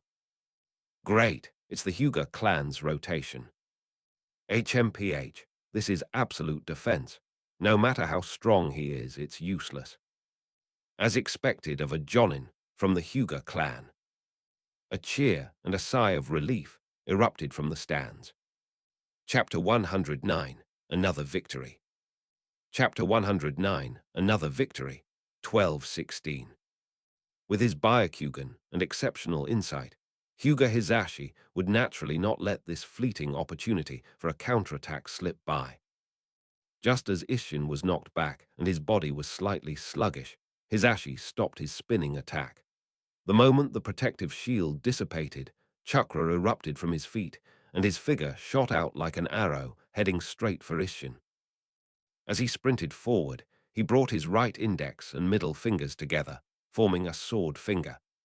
The immense chakra within him converged and compressed towards his fingertip with unprecedented concentration and speed. A dazzling, bright white light shone from his fingertip, as if it contained a miniature chakra star, and the energy fluctuations it emitted caused the air to tremble slightly. Bagua Mountain Breaking Strike. The most powerful and rarely used offensive technique in the gentle fist system. He concentrates all his chakra and his understanding of the destructive power of a point into a single finger, and through precise guidance with his Byakugan, releases a penetrating strike that is like a super-concentrated chakra laser beam. Its power is enough to penetrate the hardest rock and destroy the core structure of a mountain. This finger was aimed directly at the shoulder of Yixin, who had stumbled and fallen backward, leaving his arm wide open. All the ninjas with good eyesight held their breath, foreseeing the terrifying, pervasive consequences. Just as Hisashi's dazzling fingertip strike was about to touch Isshin's clothes at the critical moment, a sudden change has occurred. Yixin's body, which seemed to stagger due to the recoil, suddenly shrank inward. as if all the muscles, bones, and even skin had undergone some kind of strange tightening and qualitative change in an instant. A cold, dense metallic luster, like that of refined steel, suddenly flashed across his exposed skin. A head of bronze and arms of iron. The unique talent ability of the clone is activated. At the instant of impact, the entire body undergoes high-intensity metallization. Bang! The dazzling, azure-white fingertip struck the body that shimmered with metallic luster. Instead of the muffled thud of flesh being pierced, a loud, clear, and resounding metallic boom, like a heavy hammer striking a thick bronze bell, rang out. Reza felt that the touch from his fingertips was harder than he had imagined. Then, a piercing pain shot from his fingertips up his arm in an instant. One of his finger bones was broken.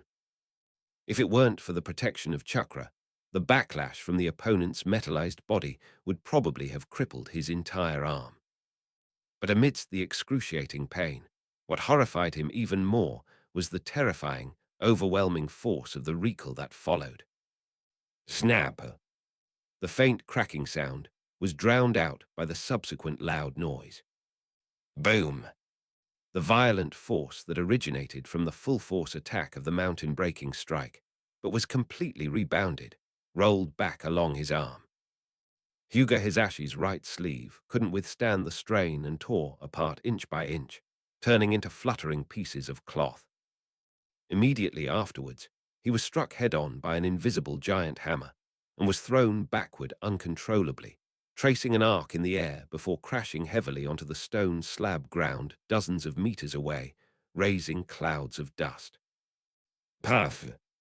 Hyuga Hisashi felt a sweet taste in his throat, and a mouthful of blood welled up, but he forced it back down. He struggled to prop himself up with his left arm, while his right arm hung limply at his side. From his fingertips to his shoulder blade, he felt a numb, excruciating pain, completely losing sensation. He could only feel a burning, stinging pain and a sense of powerlessness coming from his bones and meridians. Hyuga Hisashi gritted his teeth, cold sweat beading on his forehead, and barely managed to kneel on one knee to steady himself, lifting his somewhat blurry vision. A cold touch unexpectedly pressed against his forehead. It was a section of dark, rough metal pipe, still warm from the smoke of gunpowder. Ishin had already closed in unnoticed, his left hand firmly gripping a fire spear that he had seemingly taken out again from somewhere. The mouth of the spear pressed directly against Hyuga Hisashi's brow. Lost. We lost completely and undeniably. The stands were deathly silent. Countless spectators stared wide-eyed and gaped, yet could not utter a sound. Many Chunin and Jonin had expressions of disbelief and astonishment on their faces. What was that sudden metallic sheen? Ninjutsu. Blood inheritance limit. Or is it some kind of unheard-of secret technique? Not only did it completely defend against Jonin Hisashi's mountain-breaking strike, it even bounced it back. This completely overturned their understanding of defensive ninjutsu. No, it was the same just now. Many sharp-witted ninjas suddenly recalled the previous duel. Previously, Jonin Yuhai Shinku's genjutsu, Crimson Lotus, had clearly taken effect, and the samurai had indeed fallen into the genjutsu's paralysis. However, just as Shinku was about to win, he mysteriously awoke and directly counterkilled the enemy. That feeling was very similar to what I felt just now. In all these cases, despite seemingly having an absolute advantage or even a foregone conclusion, they were defeated by the opponent in a way that defied common sense. An incomprehensible reversal in an instant. This samurai from the land of iron, Ishin of the Ashina school, what secrets does he hold? Where exactly is his bottom line regarding his abilities? Hayashi Hyuga, who was in the ninja clan's viewing area, also frowned. He had clearly seen that Hayashi's heavenly reversal defense at the last moment was perfect. His counterattack timing was precise, and the power of his mountain-shattering strike was beyond doubt. But how? How did it turn out like this? What exactly did that samurai just use? Steel release. Something doesn't seem right. What is this? Steel release. On the high platform, consultant Koharu Utatane frowned, her face even more grim than before.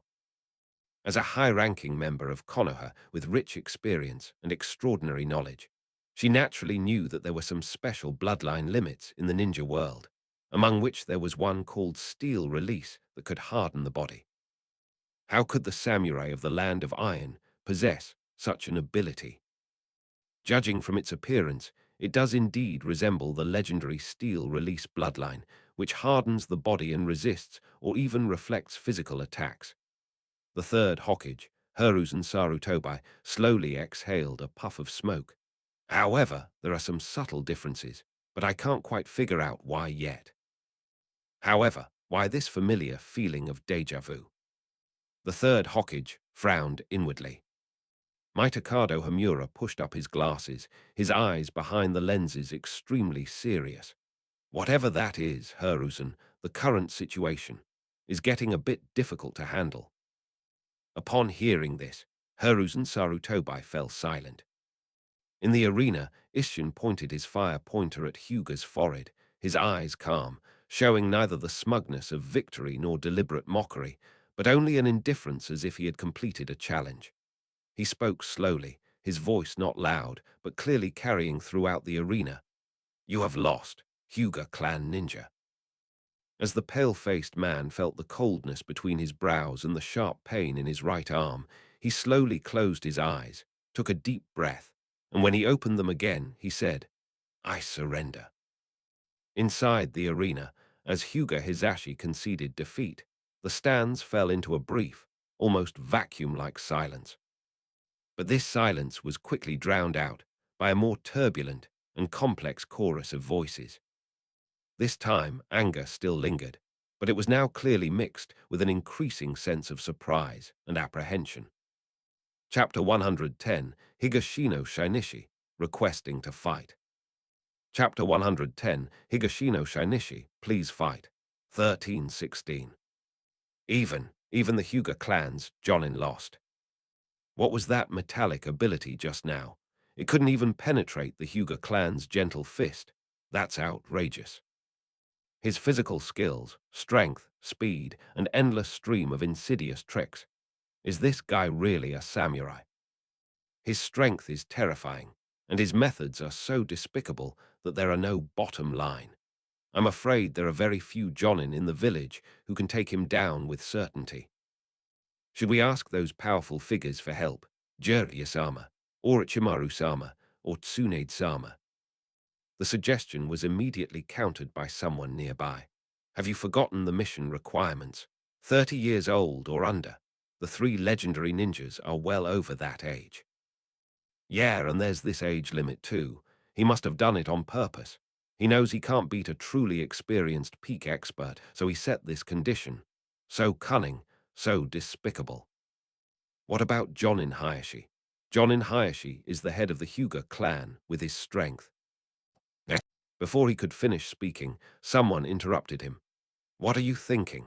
It's precisely because Hayashi is the head of the Hyuga clan that he won't easily get involved. Then, what about Jonin Minato Namikaze? If it's Jonin Minato Namikaze, then it'll definitely work. Mentioning that name rekindles hope in the eyes of many. Minato Namikaze, a genius Jonin of Konoha, is said to have mastered the top-tier body flicker technique. Last year, he also learned the Rasengan, which is the best choice to deal with this kind of brute force and strange defense. However, another bucket of cold water was immediately poured on. Don't even think about it. Jonin Minato left the village 2 days ago with his Team 7 to carry out a long-term escort mission. They won't be back anytime soon. What? Damn it, that guy. He must have done his research beforehand. He knew Minato wouldn't be here. How despicable, how insidious. Impossible, right? HMPH, why not? John and Minato just left, and he's here right after. What a coincidence. The murmurs grew louder, but a sense of anxiety and helplessness spread through the crowd.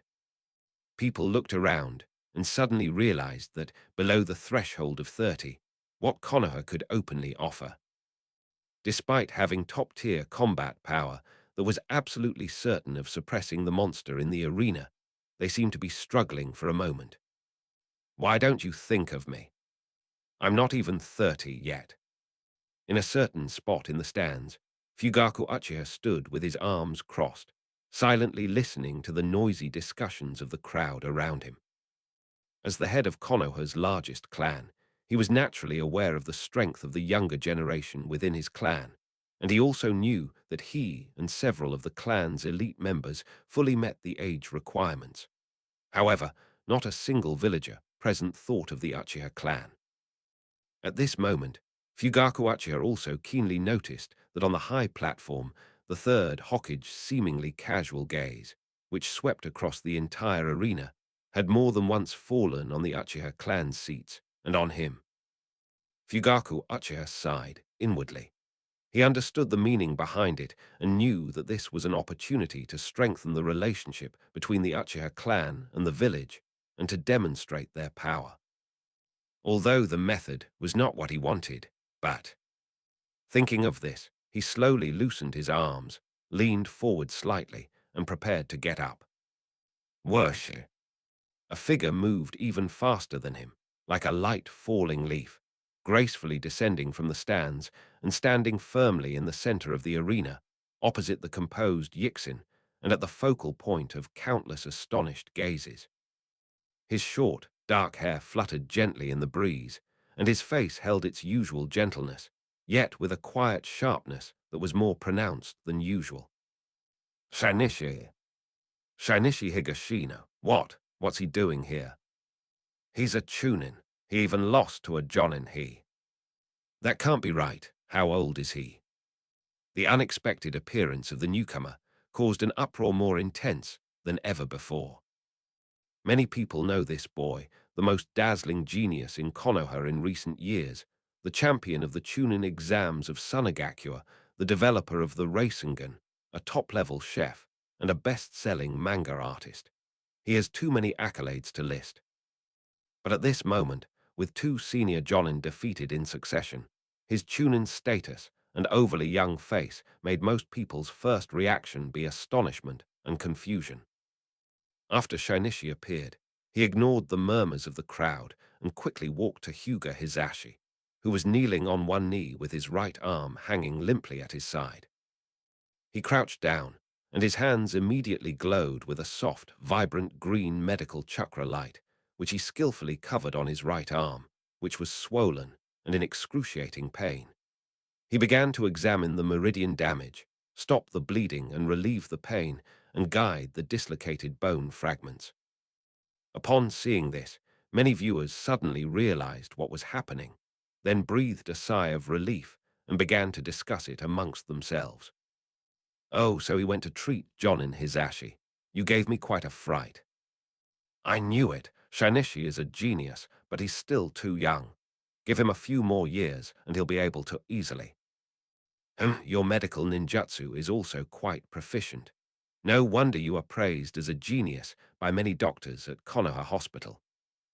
Hyuga Hisashi felt the warmth and relief from the pain in his right arm, raised his pale face, looked at the boy who was focused on treating him, and said in a low voice, "Thank you for your help, Shinichi-kan." Although he had heard of the genius's many achievements, this was his first time meeting him in person. This act of rushing to his comrade's aid, without hesitation after the battle, even though they were strangers, gave him a more direct understanding of the rumors about the other party's emphasis on comrades and gentle nature. Senior, you're too kind. Shinichi continued working with his hands, instructing, the damage to the meridians and bones in your arm is quite severe, especially the finger bones and elbow joint. For the next month, please be sure to avoid using your right hand a high-intensity chakra circulation and taijutsu training. Go to the hospital for regular checkups and cooperate with medication and physical therapy. Once the bones and meridians have healed, there should be no after effects that affect the precision and power of gentle fist. Hyuga Hina nodded, keeping these words of advice in mind. Seeing that the initial treatment was complete, Shinichi withdrew his medical chakra and slowly stood up. He didn't leave, but instead looked at the burly samurai Isshin in front of him, who was leaning on his sword and had a bored expression on his face. He then turned to face the platform, took a deep breath, and his clear, firm voice echoed throughout the arena. Third Hokage, Konoha Chunin Shinichi Higashino requests to fight. Well, after a brief silence, a sound wave more intense than ever before exploded. What? He's volunteering for war. He really wants to fight. What a joke. Your opponent is a monster who defeated 2 Jonin in a row. Shinichi, don't be impulsive. You're still young. Even if he's a genius, this is going way too far. The Hokage wouldn't agree, would he? Shock, confusion, worry, and even doubts that he was young, arrogant, and overconfident came from all directions. Even the few who had initially held some hope were now wavering. It seemed that there was an insurmountable gap in strength between the Chunin and that monstrous samurai. Fugaku Uchiha sat up straight again, his gaze even more scrutinizing. Hyuga Hisashi also looked up abruptly at the back of the boy who had just healed him and was now standing tall, challenging the powerful samurai. His pale face was filled with astonishment and confusion. Kurenai Yuhai, in her position at Team 10, clenched her fists nervously, while Tsunade frowned as well. Although this brat was quite strong, and his talent and wit had repeatedly amazed him, he had almost no chance of winning based on the strength this samurai had shown. Standing between the two, Shizun's expression was completely different from theirs. After the initial shock, a strange look, a mixture of memories and firm belief, gradually replaced her worry. As she looked at the boys back on the field, the scene from the final practical assessment of the Ninja Academy several years ago involuntarily surfaced in her mind. Despite almost everyone being pessimistic about his chances, Shinichi overwhelmingly defeated Kakashi, who was hailed as a genius at the time. If it was Shinichi, he would definitely win. Shizune suddenly spoke up, saying the same thing that Ryu had said 4 years ago. Tsunade and Kurenai Yuhai both turned to look at her in astonishment, not understanding where this sudden, almost blind confidence came from. Shinichi, really? Kurenai couldn't help but ask softly, even though this companion had repeatedly surpassed her understanding and was a recognized genius. But standing opposite her was a monster samurai who had just defeated her powerful father and a Jonin of the Hyuga clan. Will we win? We will win. Silent nodded. On the high platform, Koharu Tsurugi's brows were furrowed into a tight knot, and she almost couldn't help but rebuke this ridiculous behavior. Mitokado Himura also looked disapproving and glanced at the 3rd generation. Faced with this almost unanimous wave of doubt, Shinichi Higashino seemed oblivious, calmly gazing at the 3rd Hokage on the high platform, awaiting an answer. Allow. A moment later, only one word was uttered, yet it resonated deeply. Chapter 111, Unfair Matches. Chapter 111, Exposing Match Fixing, 1416. On the field, Shinichi Higashino and Isshin stood silently facing each other, 20 meters apart. After a brief silence, the arena was instantly filled with a deafening roar of cheers, the sound almost lifting the dome of the arena. Shinichi, do your best. Let that despicable outsider witness the true strength of Konoha's genius. We believe in you, Shinichi. Charge Shinichi for Konoha. The cheers were more enthusiastic than ever before, and many villagers knew this hard-working and outstanding young genius who always had a gentle smile on his face. Even those who didn't know him were struck by the resolute figure of the young man standing before a formidable enemy, showing no sign of backing down. Inspired by his indescribable, endearing composure, I couldn't help but shout out loud. Shinichi, it's okay even if we lose. Safety first. You're still our pride. These words drew angry stares from many people around, who thought it was disheartening to say such discouraging things at a time like this.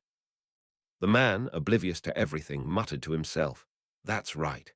Shinichi is such a good kid, sensible, hardworking, and amazing. Win or lose, he's a good kid, the pride of Konoha.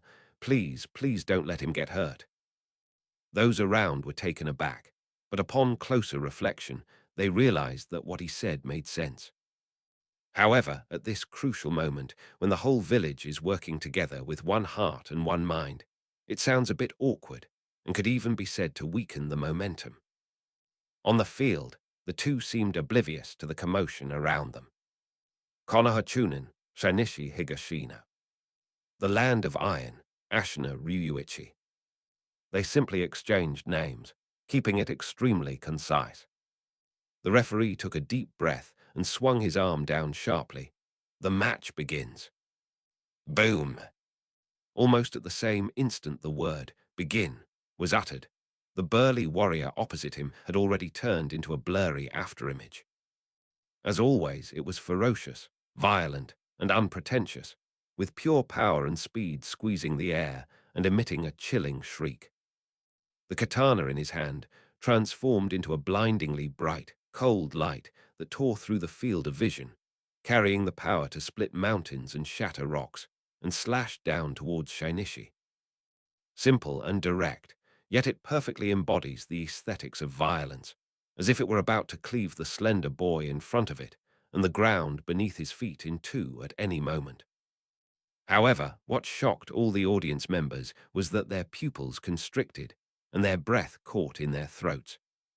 Faced with the overwhelming onslaught of this humanoid beast, Shinichi, a boy who was tall for his age, but still incredibly thin compared to the towering figure of the other side, did not choose to dodge or form hand seals to release ninjutsu. He pushed off with his foot and advanced instead of retreating. His figure shot out like an arrow released from a bow. His right hand instantly pressed onto the hilt of the sword at his waist.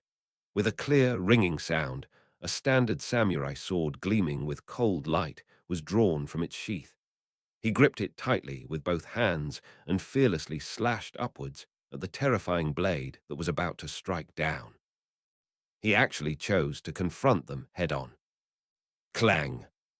At the center where the two figures met, a terrifying metallic roar, like the sound of a great bell, erupted, far surpassing any previous clash of weapons. A visible ring of air suddenly exploded outwards from the two of them, sweeping up dust and debris in all directions. Crackling!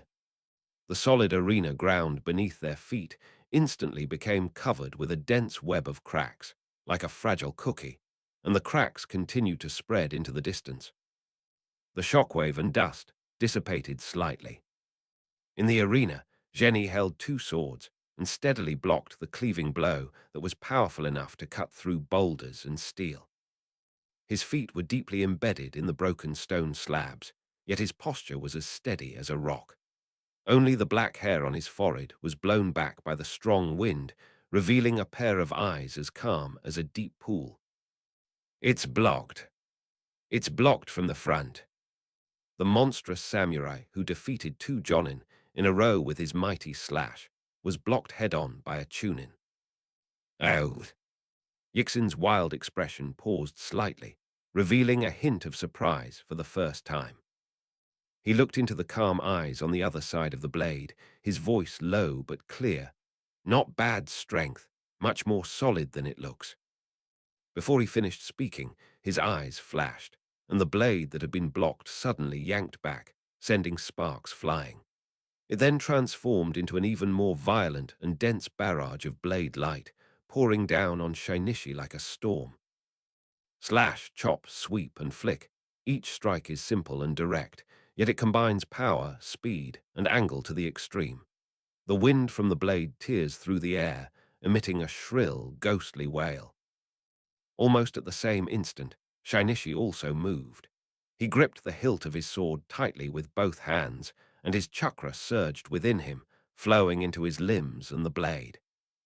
He strode forward and charged, brandishing his long sword, meeting the deadly net of blades head-on with equal ferocity and speed. Clang, clang, clang, clang, clang. The dense, almost simultaneous clanging of metal was like the most intense war drums, beating wildly. Each collision sent out blinding sparks, and each impact created a visible shockwave. The two figures transformed into two blurry, rapidly moving, colliding, and separating masses of light and shadow in the center of the wide arena. The blade flashed like a bolt of lightning, crisscrossing and cutting through everything in its path. The already cracked floor was repeatedly plowed by the claws of a giant beast, with gravel flying everywhere and dust billowing. The entire area was quickly turned into a mess, with ravines and gullies, and almost no part of the ground was intact. My God, Shinichi! He actually managed to go toe-to-toe with that monster. Although I always knew he was strong since he was a child and had never stopped weight training, this is just too exaggerated. Have you all forgotten? When this child first started school, he carried a huge boulder, like a small mountain, to school every day. I've seen that scene countless times. I know that. My home is near the Ninja Academy. I used to see him a lot in the mornings back then. But later, it seemed like he didn't do much memorization anymore. I thought he gave up or switched to something else. Looking at it now, it wasn't giving up at all. It was clearly just that ordinary weight-bearing was no longer effective. The audience gasped, disgust, and exclaimed in surprise, as many seemed to rediscover the boy who had fought so fiercely against the monster warrior. The deep-seated impression of diligent genius overlapped with the violent, aesthetically pleasing battle scene before him, creating a powerful impact. On the high platform, Koharu Utatane, the advisor, still hadn't fully recovered from her astonishment. She couldn't help but turn her head again to look at the third Hokage beside her, who was puffing out smoke, and asked in a low voice, "Hiruzen, are you sure Shinichi really doesn't have the blood of the Senju clan?" At the beginning of Konoha's founding, the Senju clan gradually withdrew their surnames in response to the first Hokage's idea of the clan integrating into the village. Although they do not exist under the name of a clan, the village still has a large number of Senju descendants, most of whom work in the Ministry of Education and the Ninja Academy, engaging in education-related work. Official setting, Ryu Shinden. The strength and physique that Shinichi is displaying at this moment, far exceeding that of his peers and even many adult jonin, inevitably makes people think of other things. Hiruzen Sarutobi slowly exhaled a puff of smoke, his gaze still fixed on the two figures locked in fierce combat. He shook his head and explained, "We've repeatedly checked his background. Shinichi is indeed not related to the Senju clan by blood. I can only say that this child is truly gifted, just like Hiruzen when he was young," Mitakado Hamura said with a smile, adjusting his glasses. Upon hearing this, a hint of reminiscence flashed in the third Hokage's eyes. He smiled, but remained silent. The fierce battle on the field has reached a fever pitch. To everyone else, it is a head-on clash of titans. But only Shinichi himself knew that he was throwing the match, using his left hand against his right, and was still figuring out how to make it more visually appealing, more dramatic, and more impressive for the audience. "Haha, that was great. Let's do it again." With a wild laugh, Yixin seemed even more excited by his inability to break through. He suddenly changed his move, using his sword to deflect Shinichi's parry. His left hand had somehow clenched into a fist, carrying immense and unstoppable force, and like a battering ram, he thrust it straight into Shinichi's chest and abdomen. Shinichi seemed to have anticipated this.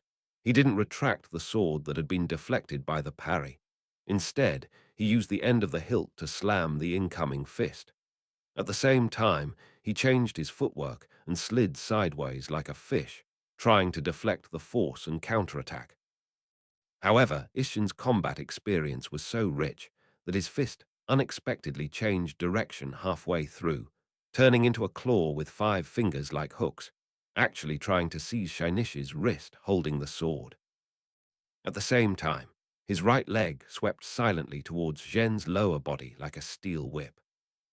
Zhen's eyes narrowed instantly, and he changed his move just as quickly. With a flick of his wrist, the blade flipped and met the iron claw that was grabbing at him with its edge, forcing it to withdraw its hand. At the same time, he bent his left leg and used his knee to block the sweeping kick. Bang! With another muffled thud, the two figures swayed simultaneously. The already cracked ground beneath their feet could no longer withstand the force, exploding into a spiderweb-like pattern of fissures, with rubble shooting out like rain. Before the smoke and dust had cleared, the two figures clashed once again, like taut bowstrings released from their tension. With a loud laugh, Yixin unleashed a powerful and fierce slash that tore through the air with his long sword, which carried an even greater ferocity than before. However, this time Shainishi did not choose to confront the attack head-on. His footwork was like a butterfly flitting among flowers. At the last second, he slid to the side and skillfully used his long sword to deflect, guide, and parry the opponent's downward slash, diverting the violent force by a few points. This was a superb technique of deflecting force in swordsmanship. Taking advantage of the moment when Isshin's sword strike was deflected and his body was slightly sluggish, Shainishi twisted his waist and turned around, his right leg drawing a perfect arc like a steel whip, whistling through the wind and fiercely lashed towards Isshin's chest. Leaf whirlwind. Bang! A solid impact rang out, and for the first time in a head-on physical confrontation, Isshin's massive body was struck, and he staggered backward, his feet carving 2 deep furrows in the ground. He retreated more than 10 meters before regaining his footing. Hit! Shainishi has the upper hand. Well done, Shainishi. A deafening cheer erupted from the stands, and many people stood up excitedly, as if they had seen the dawn of victory. With his sharp eyes, how could he let go of this golden opportunity to press his advantage? Chakra erupted from his feet, and his figure followed closely like a shadow, his long sword thrusting straight at the opening exposed by Isshin's retreat. However, just as the knife tip was about to touch his body, drink her! A furious roar, like that of an ancient beast, burst forth from Yizin's chest, and his right foot stomped down hard like a giant elephant. Boom! The entire arena seemed to tremble. Centered on his right foot, the solid ground was struck, as if by an invisible giant hammer, suddenly caved in and cracked, forming a crater several meters in diameter. At the same time, a visible, violent wave of chakra, like the raging waves of a stormy sea, suddenly erupted from his body, sweeping wildly in all directions like a tangible hurricane. As Jenny followed closely behind, he felt an overwhelming force crashing down on him, as if he had run into an invisible wall of steel. The blade he used to parry emitted a hum that seemed to be straining under the strain. He was thrown back like a kite with a broken string by the shockwave, which was purely generated by the burst of chakra. He tumbled several times in the air before he could barely adjust his posture and slid backward for several meters before finally coming to a stop. What? This chakra? Exclamations of surprise echoed through the arena once again. My blood is boiling.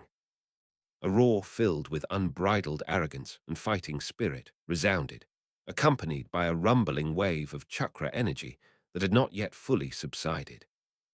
With a wave of his right hand, a halberd with a ferocious and exaggerated shape, and a blade that gleamed with a cold, eerie light appeared in his hand the next moment. They're coming, Konoha ninjas. The moment the words left his mouth. Boom! The already cracked stone slab beneath his feet was violently jacked up from below by an invisible force, and then shattered completely.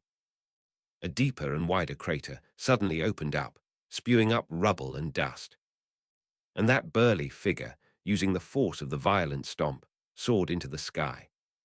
While suspended in midair, he raised the halberd high above his head, channeling all his bulging muscles and boiling chakra into his right arm. The halberd blade sliced through the sky, emitting a chilling shriek that sent shivers down one's spine. It was as if even the air itself was being torn apart and repelled by its mass and speed, sending out visible white shockwaves to both sides. Like wielding a raging thunderbolt falling from the heavens, or a legendary giant axe capable of splitting mountains, he concentrated his immense power, speed, fighting spirit, and chakra into this strike that descended from the sky, and smashed it down on the area where Shinichi was below, without any fancy moves, with devastating force. Before the halberd blade even arrived, the wind pressure generated by its terrifying mass and horrifying downward momentum had already crashed down like a real meteorite, forcing the ground around Zhenzhou to cave in and crack inch by inch. At the critical moment, Shinichi gripped the hilt of his sword tightly with both hands, raised the long sword horizontally above his head, and channeled chakra into his arms and the blade, using the blade to meet the devastating blow that came from the sky. Clang! An unprecedentedly loud roar resounded throughout the entire stadium. It was as if two iron mountains had collided, with blinding sparks and a visible ring-shaped shockwave erupting from the center of the impact. Click! A soft yet heartbreaking cracking sound came from the blade in Shinichi's hand. The next instant, he was hit head-on by a speeding train, his feet left the ground, and he was thrown backward. Shinichi's body carved a deep trench tens of meters long in the ground, and the flying debris flew in all directions like cannonballs, hitting the distant barrier with loud bangs. Finally, his back slammed heavily against the hard stone wall at the edge of the arena, with a dull thud, barely stopping his backward fall. That's about it. Time to start the next exhibition match. Chapter 112. The third Hokage instructs him in martial arts. Chapter 112. The third Hokage instructs him in martial arts. 1516. The smoke and dust slowly dissipated. Shinichi straightened up and slowly raised his right arm. The standard longsword made of fine steel in his hand had been completely shattered, turning into countless fragments scattered all over the ground. He took a deep breath, glanced at the remaining hilt of the knife in his hand, and without hesitation tossed it aside like trash. This power is terrifying. Even the knife is broken. Oh no, is Shinichi still all right? A collective gasp and worried exclamation rose from the stands, and many people stood up nervously, their palms sweating. Hi! In the center of the arena, the warrior who had landed a successful blow let out a triumphant low roar, pulled his halberd from the deep crater with one hand, and casually flicked it to shake off the gravel and dust clinging to the blade. However, he did not press his advantage, and simply casually placed the heavy halberd beside him, the tip of which lightly touched the ground with a dull thud. They simply waited quietly, their eyes seeming to say, "Go find new weapons, let's continue." He didn't continue his attack. It seems like they're waiting for Shinichi to get his new weapon. This guy actually has some sense of martial ethics. I've never seen such elaborate techniques used when we were using muskets or stepping on toes. A murmur arose from the audience, a mixture of surprise and slight change in opinion. Although the methods were still despised, the gesture of pausing the attack when having an absolute advantage and waiting for the opponent to regroup unexpectedly resonated with the audience's perception of the etiquette of samurai duels in the land of iron. On the high platform, the third Hokage, Hiruzen Sarutobi, watched this scene unfold, a thoughtful look flashing in his eyes. He pondered for a moment, then raised his hand to signal. One of the undercover agents who had been standing in the shadows behind him immediately stepped forward and bowed, ready to obey. It was his eldest son, Sarutobi Shinosuke. Shinosuke. The third Hokage took a scroll from his robes and handed it to him, saying, Go, give this iron rod to Shinichi. During the time that the Monkey King trained Shinichi, he did more than just train his physique. He also taught him the staff techniques of the Monkey King clan. The third Hokage knew that Shinichi's staff skills were also extremely refined, no less than his swordsmanship. Upon hearing this, not only was Shinosuke slightly taken aback, but even the two advisors, Mitakado Hamura and Utatane Koharu, showed obvious surprise. A solid iron rod. Of course, they know what it is. That was the third Hokage's most frequently used personal weapon when he was young. It was made entirely of a special metal, making it heavy and tough. Most people associate the third Hokage symbolic weapon with the Vajra staff, but this weapon was transformed from the Monkey King and cannot be used anytime, anywhere. Moreover, the third Hokage, as a master of staff techniques, was not born with staff techniques. He had to practice regularly. So the third Hokage in his youth also had a weapon he used for sparring and daily practice, the iron rod.